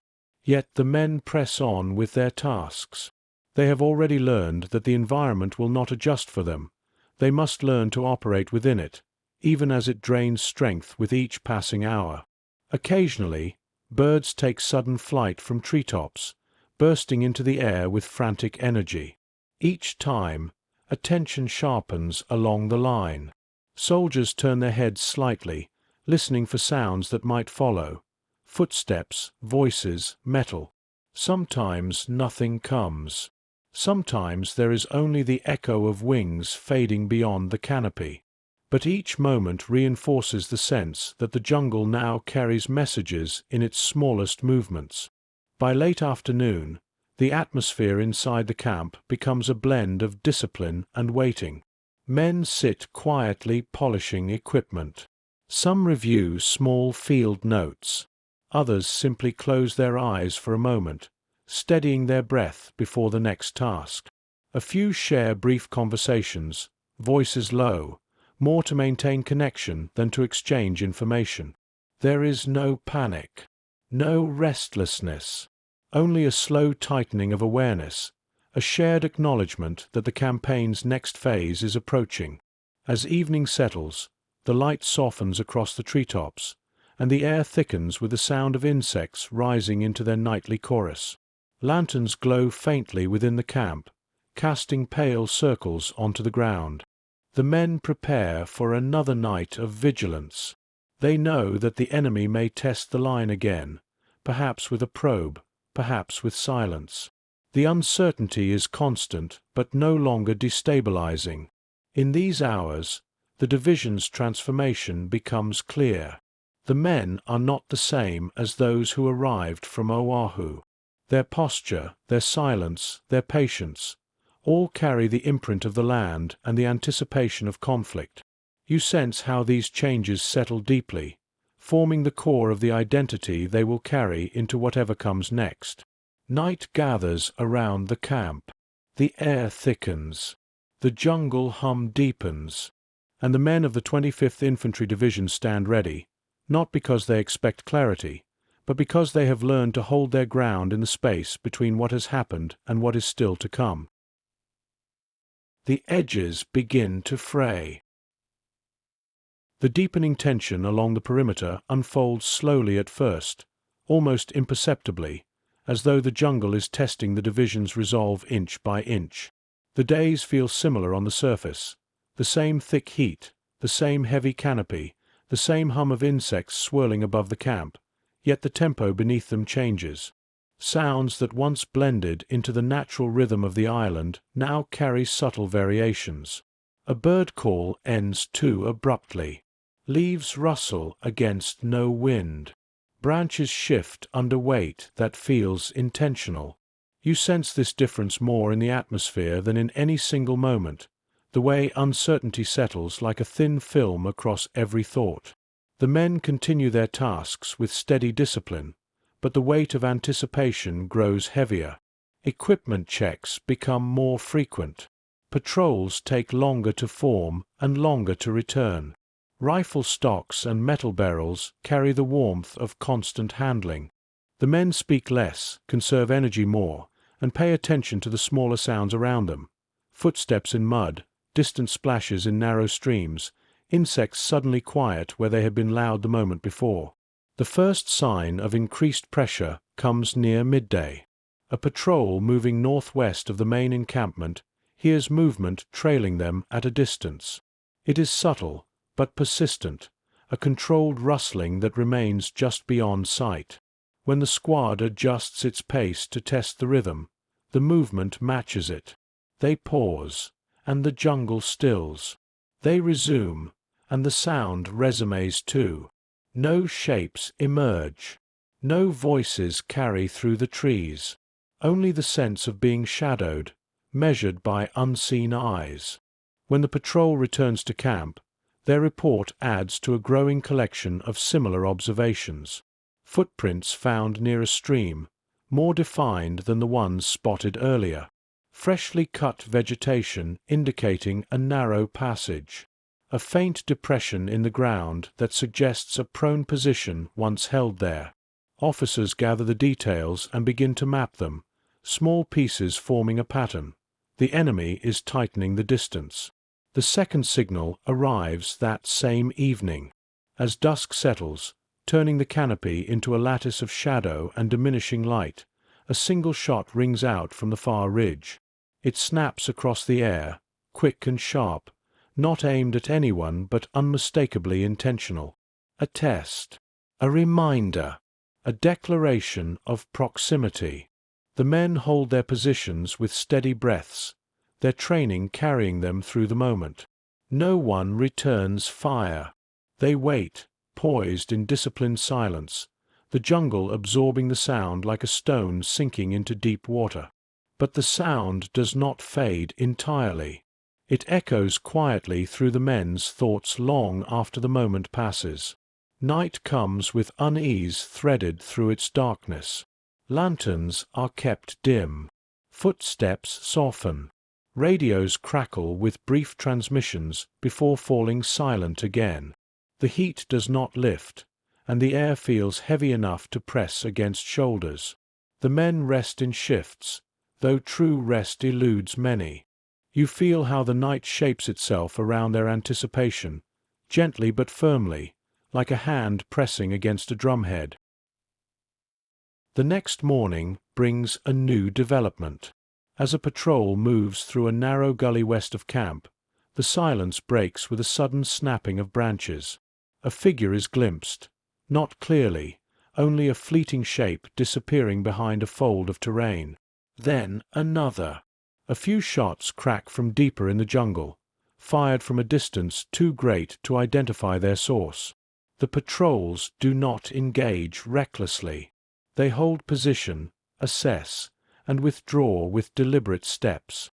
The enemy does not pursue, but their presence is unmistakable now, pressing close in the same way heat presses into skin. Back at camp, officers evaluate the reports with cool precision. The pattern has shifted again. This is no longer probing for weakness. It is deliberate pressure, the beginning of the psychological contest that precedes open conflict. Trenches are reinforced. Observation posts add more overlapping fields of fire. The men take hydration seriously, aware that fatigue dulls senses and slows reactions. Every decision reflects the understanding that the division is now walking the narrow edge where preparation ends and battle begins. By midday, the jungle feels closer, more sentient somehow. The canopy absorbs sound in ways that distort distance. The air grows heavier, its warmth settling into muscles and lungs. The men continue their tasks methodically, cleaning weapons, adjusting gear, setting watch rotations, but their focus has sharpened into something quieter and deeper. They no longer wonder if contact will come. They wonder when. Afternoon brings another distant exchange. A squad on patrol hears a second shot, then a third, then a cluster of faint cracks echoing through the trees. The bullets do not hit their mark. They are meant to signal, to unsettle, to test nerve. The squad returns fire only after confirming the direction, not to hit an unseen target but to assert presence. The shots echo briefly before the jungle swallows them. Silence returns with unnerving speed. In the camp, the men react calmly. They do not escalate. They do not shift into panic. They clean their weapons again, speak quietly with their officers, reposition themselves slightly in their defensive arcs. The mood is not fear. It is acceptance. You sense how the division has begun to internalize the reality of the campaign. The enemy will not announce himself. He will appear in glimpses, in sounds, in pressure applied unevenly until the moment arrives for something greater. As evening nears, a warm rain begins to fall, not heavy, but steady enough to change the sound of the jungle. Raindrops strike leaves in irregular rhythms, masking distant noises, creating a new layer of disorientation. The men listen carefully, aware that rain offers the enemy the same cover it offers them. Water runs down their helmets and along their sleeves. Mud rises in thick patches beneath their boots. The land feels even closer now, almost intimate in the way it clings to every surface. Night deepens once more, and with it comes a new rhythm. Faint movements are heard at intervals, soft, sliding, deliberate. A branch shifts near the eastern ridge. Another snaps faintly in the darkness. No direct attack follows. The enemy recedes again into silence. But the message is unmistakable. The next time the line is tested, it may not be with a single shot or a brief appearance. The jungle holds its breath for a different kind of tension. The division stands ready in that darkness, steady and composed. Not unafraid. No soldier is untouched by fear, but anchored by training, by cohesion, by the knowledge that anticipation is part of the campaign's nature. You feel how their readiness becomes an inner stillness, shaped by long hours of vigilance, and the understanding that the threshold of battle now lies only a breath beyond the present moment. The edges of their world are fraying, but their discipline holds. And when the jungle finally decides to reveal its next move, the men of the 25th will meet it with a steadiness they have been building since the day the island first called them into war. Under a sky waiting to break. The days begin to fold into one another with a slow, steady weight, each carrying the same mixture of heat, humidity, and muted tension. Morning light filters through the canopy in narrow beams, striking patches of earth in pale gold before dissolving into the deeper greens of the jungle. The men rise before the sun fully settles into the sky. Their movements are practiced now, boots laced with quick precision, rifles checked with careful hands, equipment adjusted until it rests exactly where it should. Nothing is rushed. Nothing is careless. A quiet seriousness holds the camp, a sense of alignment shaped by the knowledge that the days ahead will not remain still for long. You feel their determination settling like a low, steady pulse beneath every action. The officers gather shortly after dawn. Their discussions, once focused on organization and adaptation, now center on timing, distance, and response. Maps lie spread across makeshift tables, corners weighted by stones or ammunition tins to keep the damp air from curling the edges. Markings show trails, ridgelines, and pockets of dense vegetation. The adjustments they make are small but purposeful, widening a defensive angle by a few degrees, shifting a watchtower slightly upslope, repositioning a machine gun nest to cover a newly discovered blind spot. These refinements reflect a truth the entire division now feels. The enemy is drawing closer, and the perimeter must be ready to absorb the first true pressure. Outwardly, the jungle appears unchanged, but those who have lived within it long enough know better. The sounds are different. The rhythms are different. Certain birds call at shorter intervals. The wind's movement feels more abrupt. Insects rise into the air in scattered patterns rather than steady waves. The environment is not hostile. It is simply signaling that something is approaching. The men have learned to read these signs with growing fluency, their instincts shaped by days of listening more than speaking. Patrols set out with a sharper purpose now. They move in disciplined formations, navigating narrow gullies and steep inclines with controlled breath and steady pace. Every step is deliberate, every pause measured. The smallest details take on new significance: a patch of disturbed soil, the faint imprint of footwear compressed into soft earth, a broken branch that should not have broken on its own. The men advance carefully, aware that the enemy may be only a few hundred yards away, watching through a curtain of leaves. Yet fear does not dominate their movement. Discipline does. When these patrols return, their reports deepen the officers' understanding of the shifting landscape. The enemy is not attacking, but they are watching. They are marking trails. They are learning the perimeter from angles the division has not yet fully secured. The tension is not caused by direct confrontation. It is caused by the narrowing space between two forces preparing for the moment when movement will finally break into conflict. Within the camp, preparations reflect this tightening arc. Weapons crews refine their response times, running through dry drills until their motions become instinctive. Machine gunners adjust their belts and ensure each link feeds smoothly. Rifle teams check their ammunition in quiet repetition. Mortar crews review firing data and angles, memorizing small calculations that will matter under pressure. The division's strength now lies not in anticipation alone, but in the precision cultivated through these daily rituals. Supplies are redistributed to minimize movement under duress. Medical teams prepare stretchers, organize morphine syrettes, and confirm the location of triage points.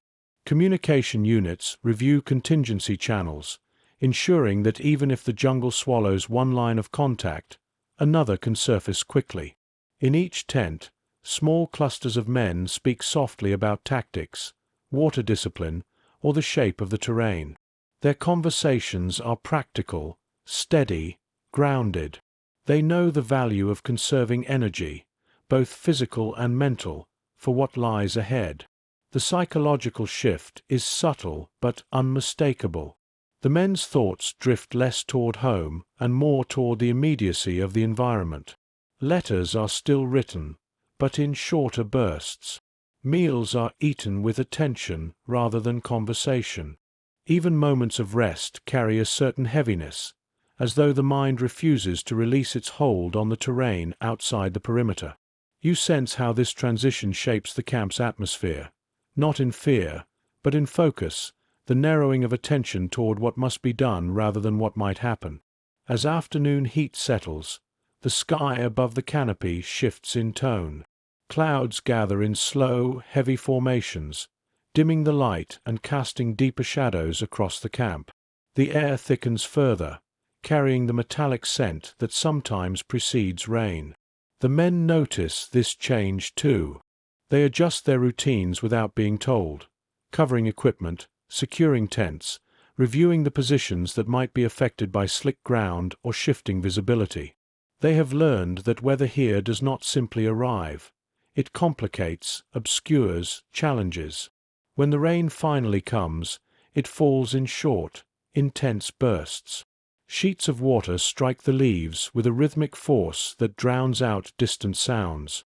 The jungle glistens, colors deepening into richer greens and darker browns. The men pause in their tasks, listening to how the rain alters everything. Paths transform into rivulets. The ground softens. The air thickens even further. And beneath the noise of falling water, something still feels watchful. By evening the rain tapers off, leaving behind a landscape heavy with moisture. Mist rises in pale tendrils across the low ground. The camp settles into its nighttime posture, lanterns dimmed, voices quiet, watch rotations prepared. The men know the next hours will stretch long, dense with possibility. Sleep will come unevenly, if at all. The jungle will speak in ways that demand attention. The sky above them holds a muted glow through the cloud cover, a reminder that dawn will come eventually, though the night feels vast. Here, on the threshold between readiness and action, the division breathes with quiet discipline. The moment before escalation has its own gravity, its own solemn clarity. They stand beneath a sky waiting to break, and they are ready for what follows. When the jungle finally answers. The first true confrontation comes without warning, woven into the ordinary rhythm of a late afternoon. The jungle hums with its usual chorus, insects rising, birds shifting in the canopy, branches settling under the lingering weight of moisture. Heat presses low, thick between the trees.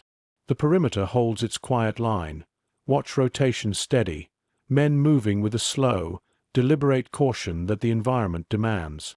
Nothing suggests that the day will break differently from those before it.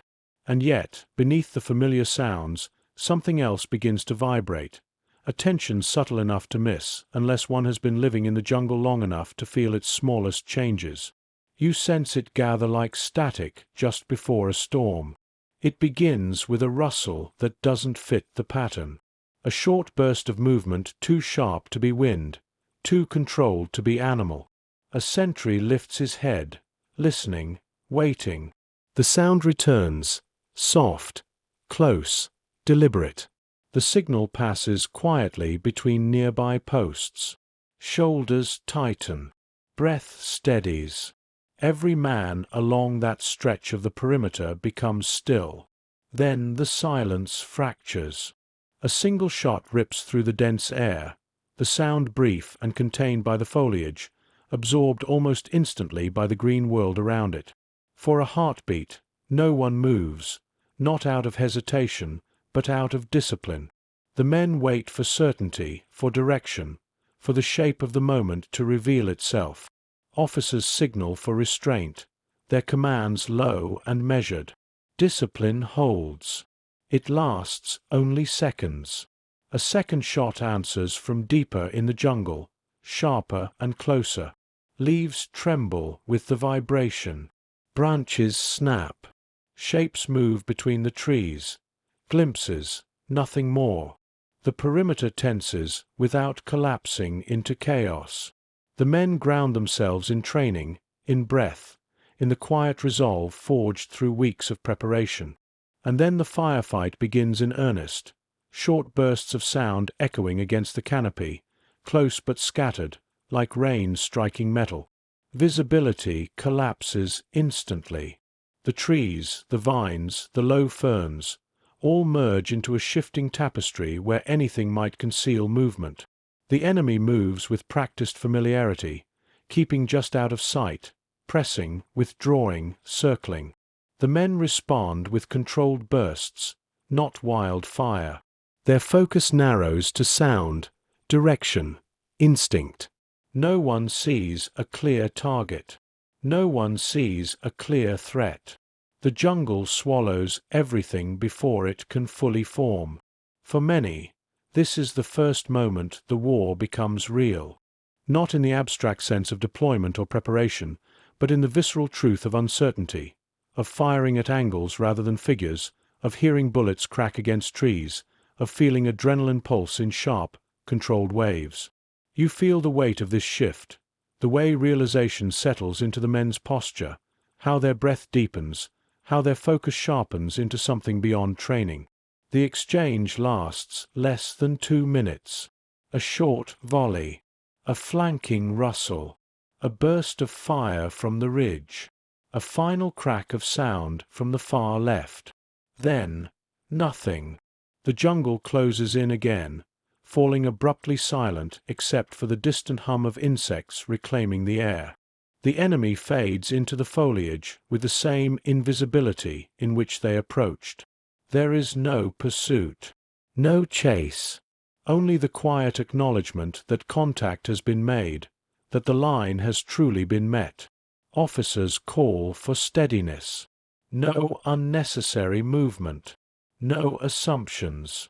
The men breathe through the adrenaline, holding discipline even as their hearts pound. Slowly, carefully, communication passes through the perimeter. Status checks, ammunition counts, minor adjustments to fields of fire. No one speaks above a low tone. The moment is too fragile, too recent. Patrols move forward cautiously to assess what the jungle will allow them to see. They find little evidence, faint impressions in the soil, a broken vine, the lingering smell of spent powder carried lightly through the humid air. Nothing else. The encounter was swift by design, a probe meant to test reflexes and discipline. The enemy has learned something about the division today, and the division has learned something equal in return. Back at camp, the atmosphere changes without breaking. The men gather in small clusters, speaking quietly as they process the moment. Some feel the tremor of nerves still fading. Others sit in reflective silence, absorbing the reality that the abstract threat has become tangible. Their conversations are not about fear or triumph. They speak of positioning, timing, angles, the pace of the enemy's movement. Their focus remains practical, grounded, adult in its clarity. This is not the beginning of fear. It is the beginning of understanding. Officers walk the perimeter slowly, speaking with the men, checking lines of sight, confirming adjustments. Their presence carries a steadying weight. They acknowledge the engagement without overstating it. The truth is simple. The first real contact has come, and the division has held with discipline intact. Night approaches more heavily than in previous days. The air feels thicker, the canopy darker. Lanterns stay dim, their soft glow barely reaching beyond the closest tent walls. Every small sound beyond the tree line is now filtered through the memory of the day, measured, interpreted, catalogued. The men lie awake longer, listening, not out of fear but out of heightened awareness. You sense how their minds turn over the moment again and again, finding meaning in its brevity. As the night deepens, the jungle returns to its usual rhythm, but the men no longer hear it the same way. Something has shifted permanently. They are part of the landscape now, moving through it, defending within it, learning its cues. The war has touched them directly for the first time, not in spectacle, but in a quiet, precise, unsettling exchange that lasted only moments yet changed everything. The jungle has finally answered, and the men of the 25th Infantry Division are no longer waiting for war to begin. They have stepped into it. Days shaped by vigilance. The morning after the first true exchange feels heavier than the ones that came before it. The sunrise does not brighten the jungle as much as reveal how much it has absorbed overnight. humidity clinging to every surface, mist rising in thin threads, branches bowed by the weight of moisture that never fully leaves the air. The camp wakes slowly, with movements shaped less by fatigue than by the solemn clarity that follows a threshold moment. The men rise without haste, yet without delay. Their routine feels older now, more grounded, as though a layer of innocence has been quietly removed. You sense in them a deeper steadiness, not born from confidence but from acceptance. Breakfast is quiet. Tin cups clink softly. Conversations remain muted. The men eat enough to keep their strength, but no one lingers. Their minds are fixed on the day's duties, patrol rotations, position adjustments, field tasks that now carry sharper relevance. The first firefight has shifted the meaning of every action. Nothing is theoretical anymore. Every piece of equipment has purpose. Every step has intent. Every sound beyond the perimeter has a place within the widening map of awareness. Officers gather early, reviewing the reports from the brief skirmish. The enemy's movements were swift, deliberate, testing. Their withdrawal just as controlled. Patterns begin to form in the officers' minds, angles of approach, timing of movement, likely observation points along ridges and narrow trails. They refine the defensive layout with these lessons in mind, adjusting arcs, improving cover, repositioning listening posts. Their tone remains calm, practical. They know this phase of the campaign is shaped more by learning than by force. The men take these changes with quiet resolve. Those assigned to dig new channels work methodically, shaping the earth in steady strokes. Machine gun teams realign their fields of fire, adjusting elevation by small increments. Rifle squads clean their weapons more meticulously than before, not out of anxiety, but because the memory of raised rifles in the thick foliage has sharpened the meaning of readiness. Awareness becomes physical, a sensation felt in posture, in breath, in the weight of equipment that rests against the body with new familiarity. Patrols move out along the same trails as before, but their pace has changed. Movements are slower, more attuned to the jungle's layered signals. The men pause more often to listen, not for dramatic sounds but for subtle absences, the sudden quieting of insects, the faint shift of branches several yards off the path. They advance with a discipline honed through repetition and anchored by the memory of shots fired through the foliage. The jungle tests them at every step, but they now understand its terms more clearly. The patrols return with fragments of information, faint impressions of movement along a ridge, freshly cut vines suggesting a narrow passage, a patch of disturbed soil near a hidden gully. None of these signs indicate an imminent attack, yet together they shape a more complete picture of the enemy's tactics. The Japanese forces are watching from a distance, probing the edges without committing fully. The division reads this tension for what it is, a silent prelude to something that will come, though no one can say when. Back in camp, routines tighten further. Water discipline becomes stricter. The heat and humidity drain strength faster now that adrenaline has faded. Men check their canteens at regular intervals, adjusting their intake to match the strain of their tasks. Medical teams move through the camp with calm efficiency, checking for signs of heat exhaustion, dehydration, or illness. Their work holds the quiet authority of those who understand how often the environment injures before the enemy does. Communication crews test lines more often. Radios crackle with brief signals, confirming clarity before lapsing back into static. The men have learned how quickly sound is swallowed by the jungle, how easily signals can distort in the thick air. Each successful connection feels like a small reassurance, a reminder that isolation is not total. The camp's atmosphere deepens into a new equilibrium. Anxiety does not vanish. It reshapes into structure. Watch rotations tighten. Listening posts adopt new intervals. Men sleeping between shifts keep their gear within arm's reach, not from fear but from habit. Even the way they sit changes.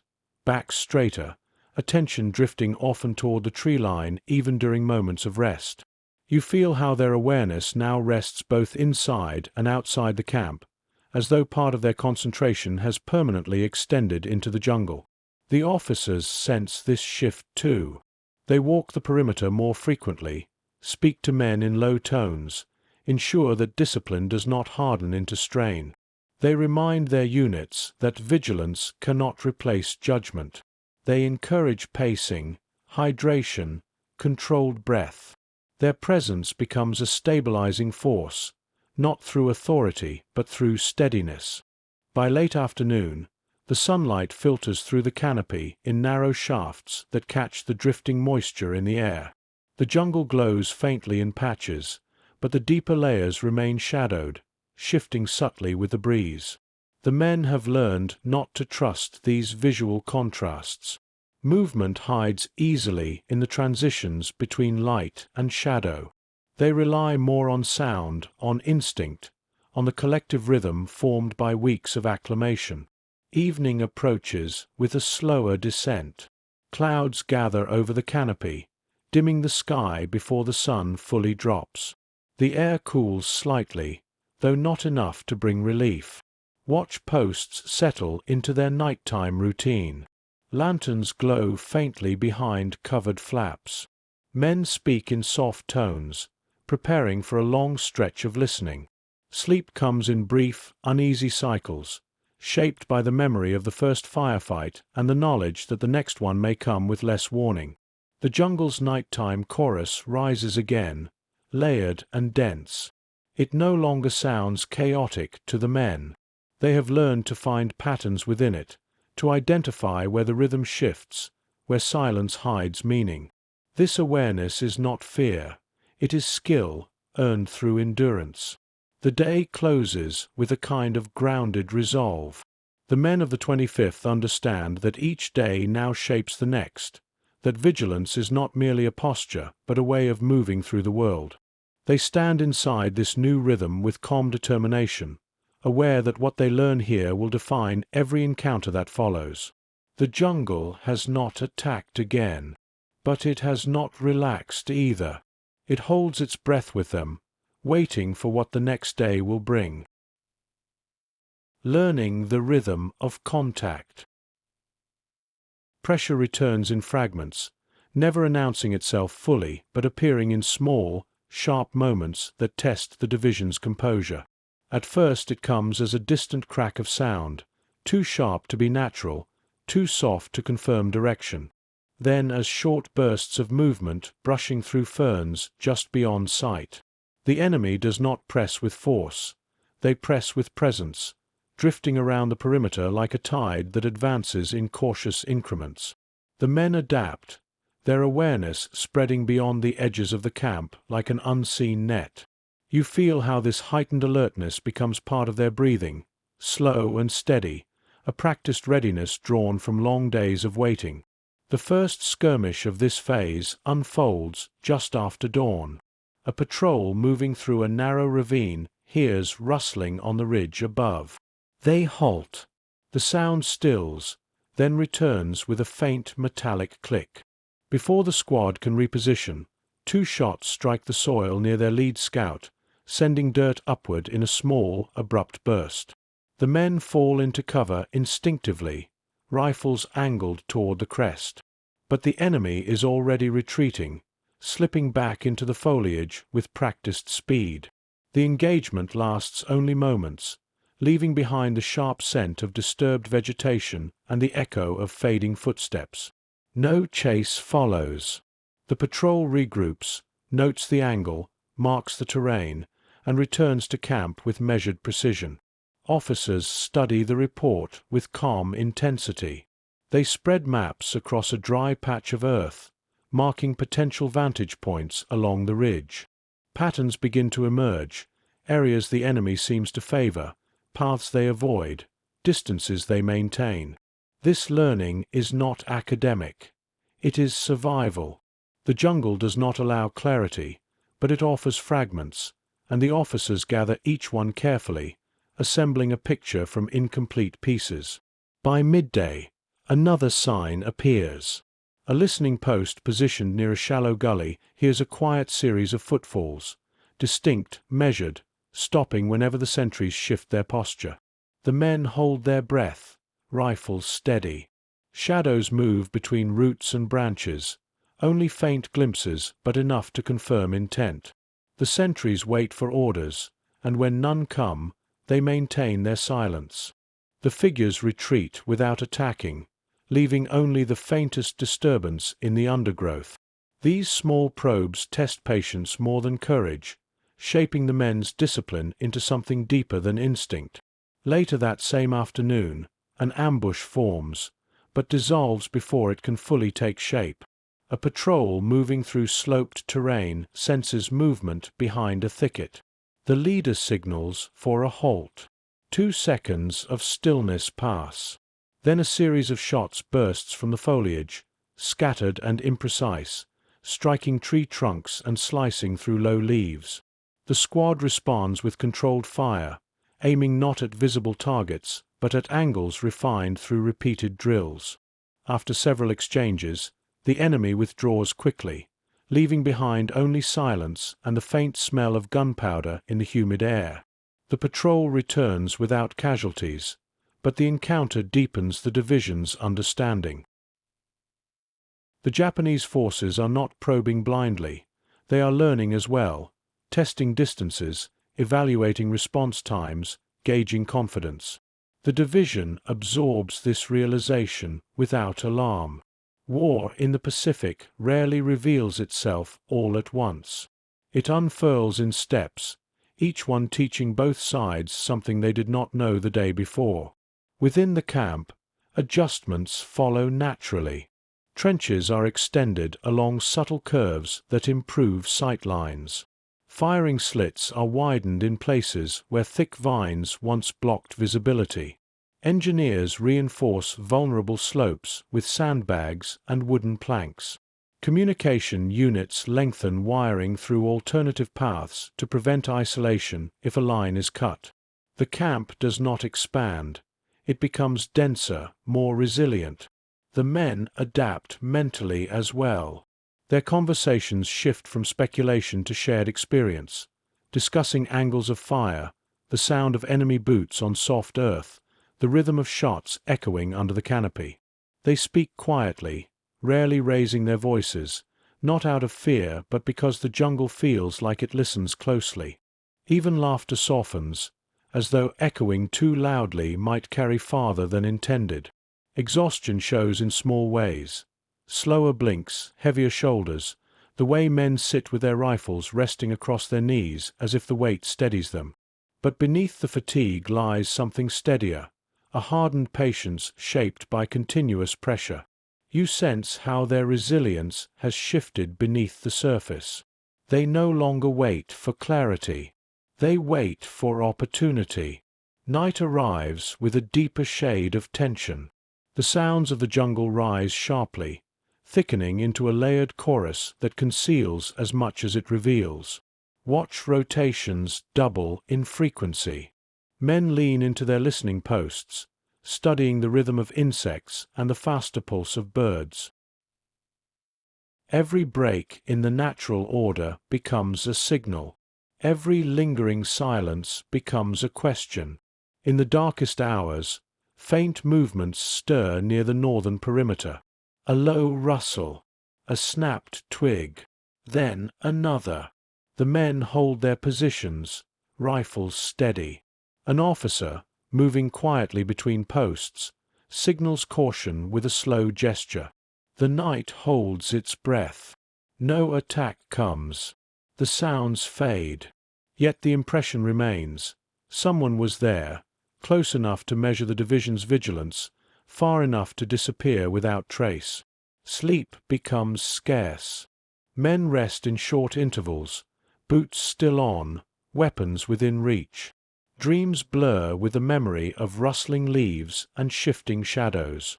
The line between rest and readiness narrows into a single posture, the body reclined, the mind alert. By the following morning, The division stands inside a new rhythm, one defined not by the clear movements of battle, but by the subtle ebb and flow of pressure. The enemy does not push fully, and the division does not retreat. Instead, both forces circle within the same dense terrain, learning each other through distant cracks of sound, brief flashes of motion, and the atmosphere of a land that reveals nothing easily. Officers refine plans with the calm precision of craftsmen. They anticipate approaches hidden by vines, prepare fallback lines shaped by ridges, and instruct men on how to read the jungle's deceptive acoustics. The division's intelligence grows, not from large engagements, but from these countless micro-encounters, each one a thread in the widening fabric of the campaign. By evening, the men know the jungle differently, not as a foreign world, but as a difficult teacher, one that demands attention, respect, and a willingness to learn continuously. Their movements reflect this knowledge. Their silence carries intention. Their discipline feels less like preparation and more like instinct. The day ends quietly, but not peacefully. Pressure lingers in the air, unspoken yet undeniable. The men of the 25th Infantry Division stand inside that pressure with steady breath and grounded endurance, knowing the true weight of the campaign has only just begun to reveal itself. The air before the break. The days grow denser, as if the jungle is slowly drawing its breath inward. The soundscape shifts again, less scattered, more patterned, each movement echoing faintly through vines and branches as though carried by intention rather than chance. The men notice the difference immediately. Their posture straightens without command. Their eyes lift more often toward the tree line. The quiet between tasks no longer feels like rest. It feels like a pause held carefully in the hands of the island itself. You sense the weight of the moment settling around them, not ominous, but inevitable.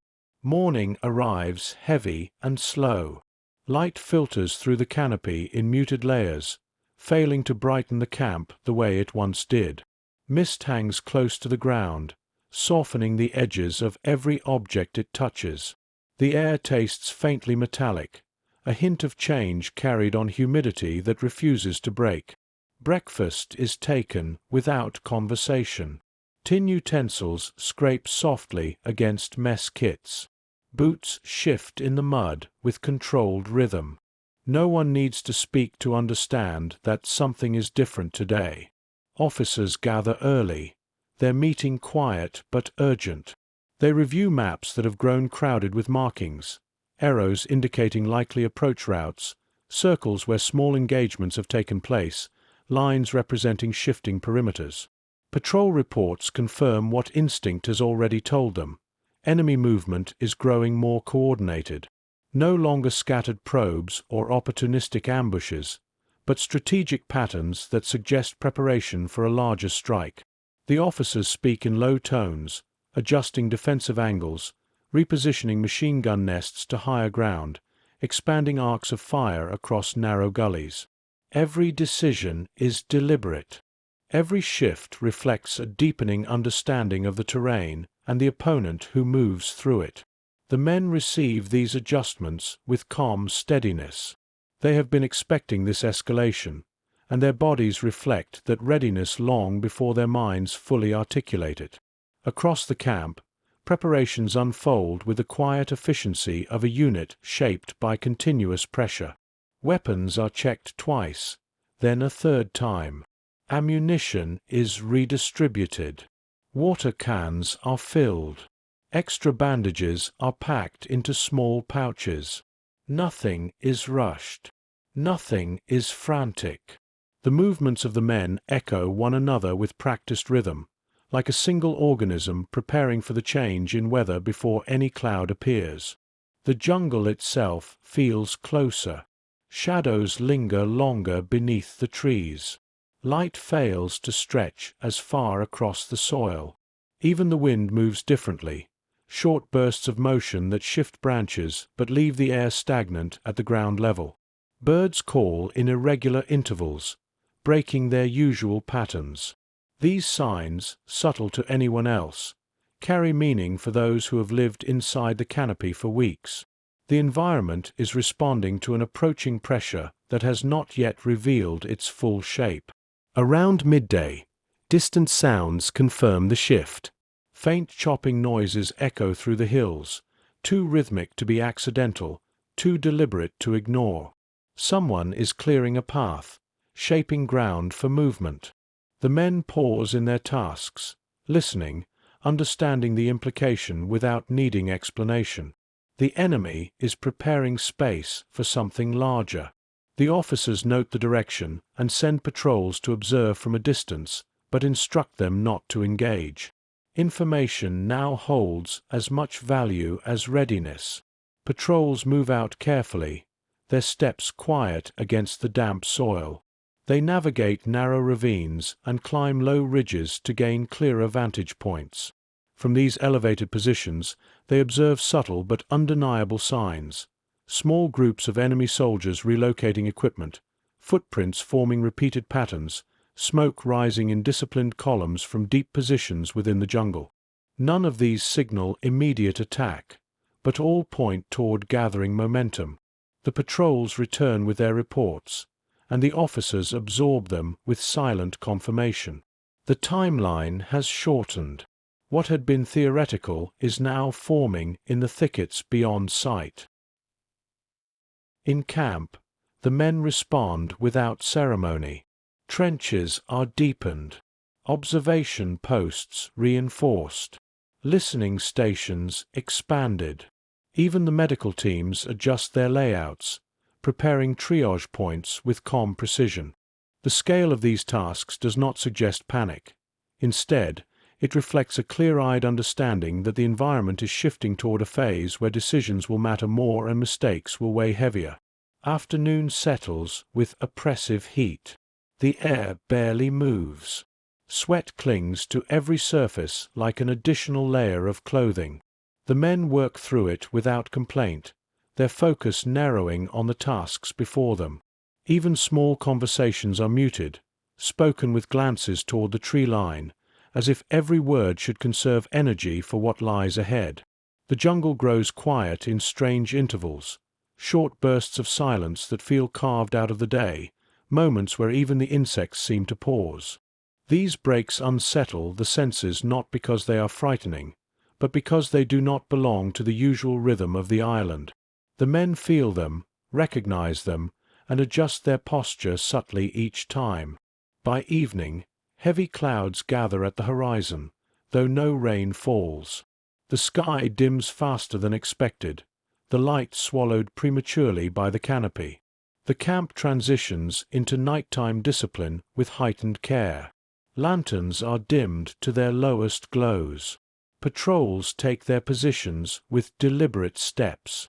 The men settle into the long hours ahead with the understanding that the enemy's movements may intensify under the cover of darkness. As the last fragments of daylight fade, a new sound ripples through the jungle, faint, distant, but unmistakable. A sequence of clacks, perhaps wooden, perhaps metal, repeated at intervals too measured to be natural. It is not loud. It does not approach. But it speaks clearly to those who have learned to listen. Something beyond the perimeter is preparing. The camp absorbs this truth without outward reaction.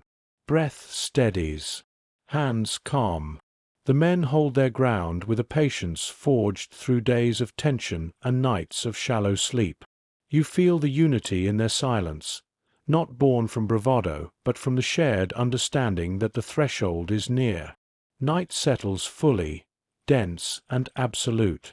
The last echoes fade into the trees. The air before the break holds them all in its quiet gravity. When the line holds in darkness. The night arrives thick and unmoving, a kind of darkness that feels poured rather than spread. The canopy absorbs every trace of light, leaving the camp suspended beneath a ceiling of shadow. No breeze moves through the branches. No moonlight breaks through the layered leaves. Only the low hum of insects carries through the stillness, steady and relentless. The men settle into their posts with deliberate care, each step measured, each sound controlled. They have lived through enough uncertain nights to sense when one carries a different weight. You feel this recognition move quietly through them, quiet as breath. The first sign appears just past midnight. A faint clicking sound, rhythmic and distant, echoes from the northeast ridge. It could be gear. It could be tools. It could be something else entirely. The listening post nearest the ridge raises a hand signal in the dark. The line tightens but does not react. Moments pass. The clicking stops. The jungle resumes its constant hum, but its earlier patterns feel altered, like a melody now missing a note. Then, without warning, the insects fall silent. It happens gradually at first, then all at once. The natural chorus fades layer by layer until the entire night holds its breath. The men tense, not from fear, but from instinct refined through weeks of learning how the island communicates. Silence is never empty here. It is a message. A single shot breaks it. Short, sharp, meant to trigger response. It cracks through the canopy and disappears as though swallowed by the leaves. The men do not fire back. They hold position, waiting for definition, for shape, for the telltale cadence that marks something more than a lone probe. They do not wait long. A burst of movement erupts from the tree-line. Quick rustling, low branches shifting, boots thudding lightly through undergrowth. Then a second shot, then a third. The ridge flares with muzzle flashes, so dim they look like fireflies trapped beneath the leaves. This time the men respond, but with control. Their rifles lift in unison along the perimeter, firing measured bursts toward the source of the attack. The jungle absorbs everything: sound, smoke, flashes, blurring the edges of the moment into something dense and urgent. The enemy is close, closer than before. The firefight unfolds in brief bursts. Shots snap through the darkness, echoing off unseen trunks. Leaves tremble, branches jerk backward as rounds strike wood. Men anchor themselves behind earthen walls, exhaling slowly to steady their aim. Officers move along the line with low words, shaping the rhythm of response. No one panics. No one rushes. The discipline drilled into them over countless days settles like a weight across the chaos, grounding their movements. Visibility is nearly non-existent. The jungle, thick and overgrown, hides everything beyond a few meters. The enemy moves from cover to cover, appearing only as flashes of motion or sparks of light. Their shots come from shifting angles, first from the ridge, then from the slope below, then from a pocket of dense foliage that had seemed empty hours earlier. They are not launching a full assault. They are testing the perimeter with coordination newly sharpened. At one point, a burst of fire strikes the sandbags just inches from a machine gun crew. Dirt sprays upward. The gunner adjusts, angles the barrel slightly right, and returns a controlled line of fire. The echo rolls across the ridge, muted by the foliage. The assistant gunner feeds the belt steadily, eyes fixed on the darkness. Their posture shows no panic, only duty. Farther down the line, a squad glimpses figures darting between tree shadows. The silhouettes move quickly, low to the ground, shifting positions to find a weakness. The squad fires in short staccato bursts, not to eliminate a target but to disrupt movement. It works. The shapes retreat, vanishing into dense brush. Radio operators crouch close to the earth, speaking in clipped whispers. Their voices carry only essential information: angles, distances, bearings. Static crackles across the lines, but communication holds. No one raises their tone. The atmosphere remains strangely calm, shaped by necessity. The firefight continues for several minutes, then breaks without warning. The enemy's pressure ebbs, pulling back into the jungle as quickly as it arrived. No retreating footsteps can be heard, only the slow return of natural sounds. The insects first, then the soft rustling of leaves under the weight of humidity. The night seems to exhale. But the men stay exactly where they are. They do not stand down. They do not shift from their positions. They know the rhythm now, the way the enemy uses silence not as absence but as strategy. Officers signal for continued vigilance. No voices lift above a whisper. Lanterns stay dark. Minutes stretch into long intervals. Sweat clings beneath helmets and along shoulders. The darkness remains absolute, suffocating in its density. For a long while, the only sound is breath, steady, controlled, quiet.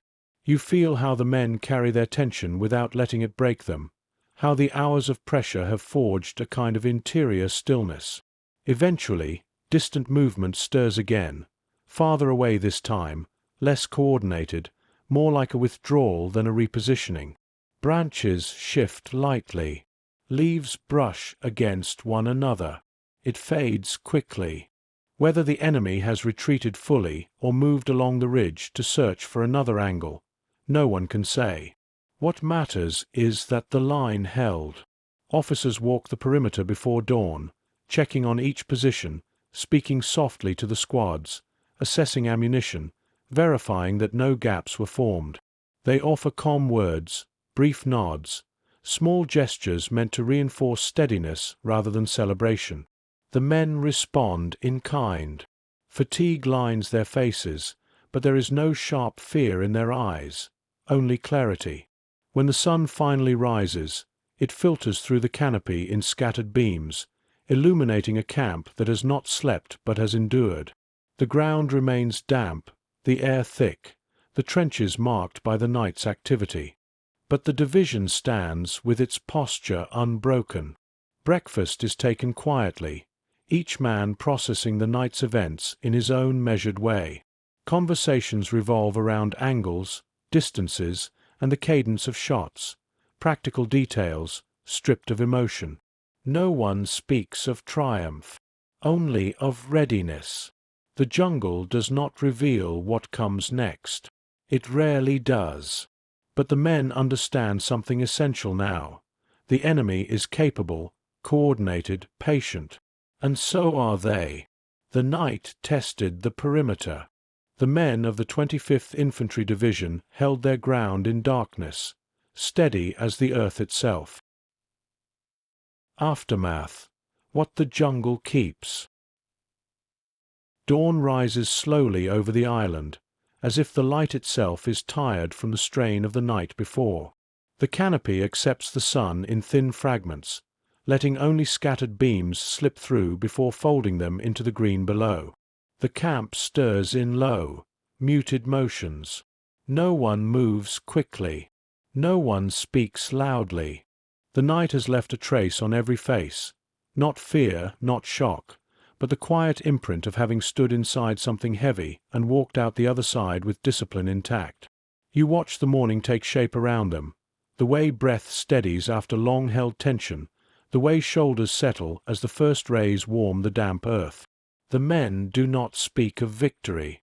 There is nothing to claim. They simply acknowledge that the line held, and that they will hold it again if needed. And in their silence you sense a deeper rhythm emerging, the one that sits beneath the roar of battle, beneath the swirl of confusion, beneath the weight of preparation. The rhythm of endurance. The jungle offers no explanation for the night's events. It never does. It reveals only fragments, a broken branch, a footprint half filled with water, the faint smell of powder still clinging to the air. These remnants are small, almost trivial, yet they linger like echoes of something larger. The men read them not as clues, but as reminders that the island has its own language, one learned through patience, through attentiveness, through hours of listening to silence as if it were a voice. As the day stretches forward, the camp settles into a new posture. The men clean their weapons with practiced quiet, each motion slow and deliberate. Some sit with their backs against the sandbags, letting the warmth of the morning ease the stiffness in their muscles. Others simply stand and breathe, grounding themselves in the knowledge that the worst moment of the night has passed, at least for now. You feel their calm not as absence of fear, but as its transformation into something steadier, clearer. Officers walk the perimeter with a kind of solemn respect. They stop at each position, speak a few soft words, offer a nod that means far more than any speech could. Their presence reminds the men that readiness is not an emotional state but a condition of being, a posture held not with bravado but with quiet discipline. The jungle watches all of this from its layered stillness. It does not reveal whether the enemy has fully withdrawn or merely shifted to some other shadowed vantage. It does not soothe or threaten. It simply is, ancient and indifferent, holding the echoes of every movement made beneath its canopy. In that indifference, the men find an odd reassurance. The jungle does not seek their struggle. It only frames it. With each passing hour, the thoughts of the men drift inward. Some remember the night as a blur of sound and instinct. Others recall specific images, the flash of a muzzle, the shake of a branch, the smell of damp earth rising as they steadied their rifles. These memories settle without weight, woven into the larger fabric of their experience rather than standing apart from it. You sense how these moments shape them quietly, not with force, but with persistence. They begin to understand that courage is not the absence of tension, but the ability to breathe inside it. That steadiness is not granted, but built, one long night at a time. And that war, in this jungle, is not defined by decisive clashes, but by the slow tightening of days and nights that blur into one another until endurance becomes its own form of victory. As afternoon approaches, the camp feels suspended between what has happened and what has yet to unfold. The men move with careful efficiency, aware that the enemy will test them again, perhaps soon, perhaps not. Their routines continue, shaped by discipline rather than anticipation. In their silence, you find a kind of grace, the quiet dignity of those who accept hardship without surrendering their humanity. The jungle hums again as the sun dips, its night chorus preparing to rise. The men listen differently now, hearing patterns within the noise, spaces within the rhythm. What once felt chaotic now feels layered. What once felt overwhelming now feels navigable. This is the strange truth of their journey. Each moment of pressure has given form to their resilience. Each night endured has carved out space for steadiness. And each unanswered question has taught them to move forward without certainty, trusting in one another more than in the land that surrounds them. As night begins to gather again, you recognize something rising quietly within the division. Not confidence, not relief, but continuity. The sense that they will meet whatever comes with the same calm they carried through the darkness. That the line they hold is not merely physical, but emotional. A boundary shaped by patience, vigilance, and the understanding that survival here is measured not in victories, but in moments endured with clarity. The jungle keeps many secrets. It will keep this night as well, storing its echoes beneath the leaves, letting them fade slowly into the earth. But the men will carry their part of it forward, as memory, as lesson, as quiet strength. And so the day closes, not with triumph, but with breath. A long, steady exhale that softens the edges of tension and prepares them for whatever the next dawn will bring. You've been part of echoes of war, where stories rise on quiet wings, and the past still circles above us, refusing to land.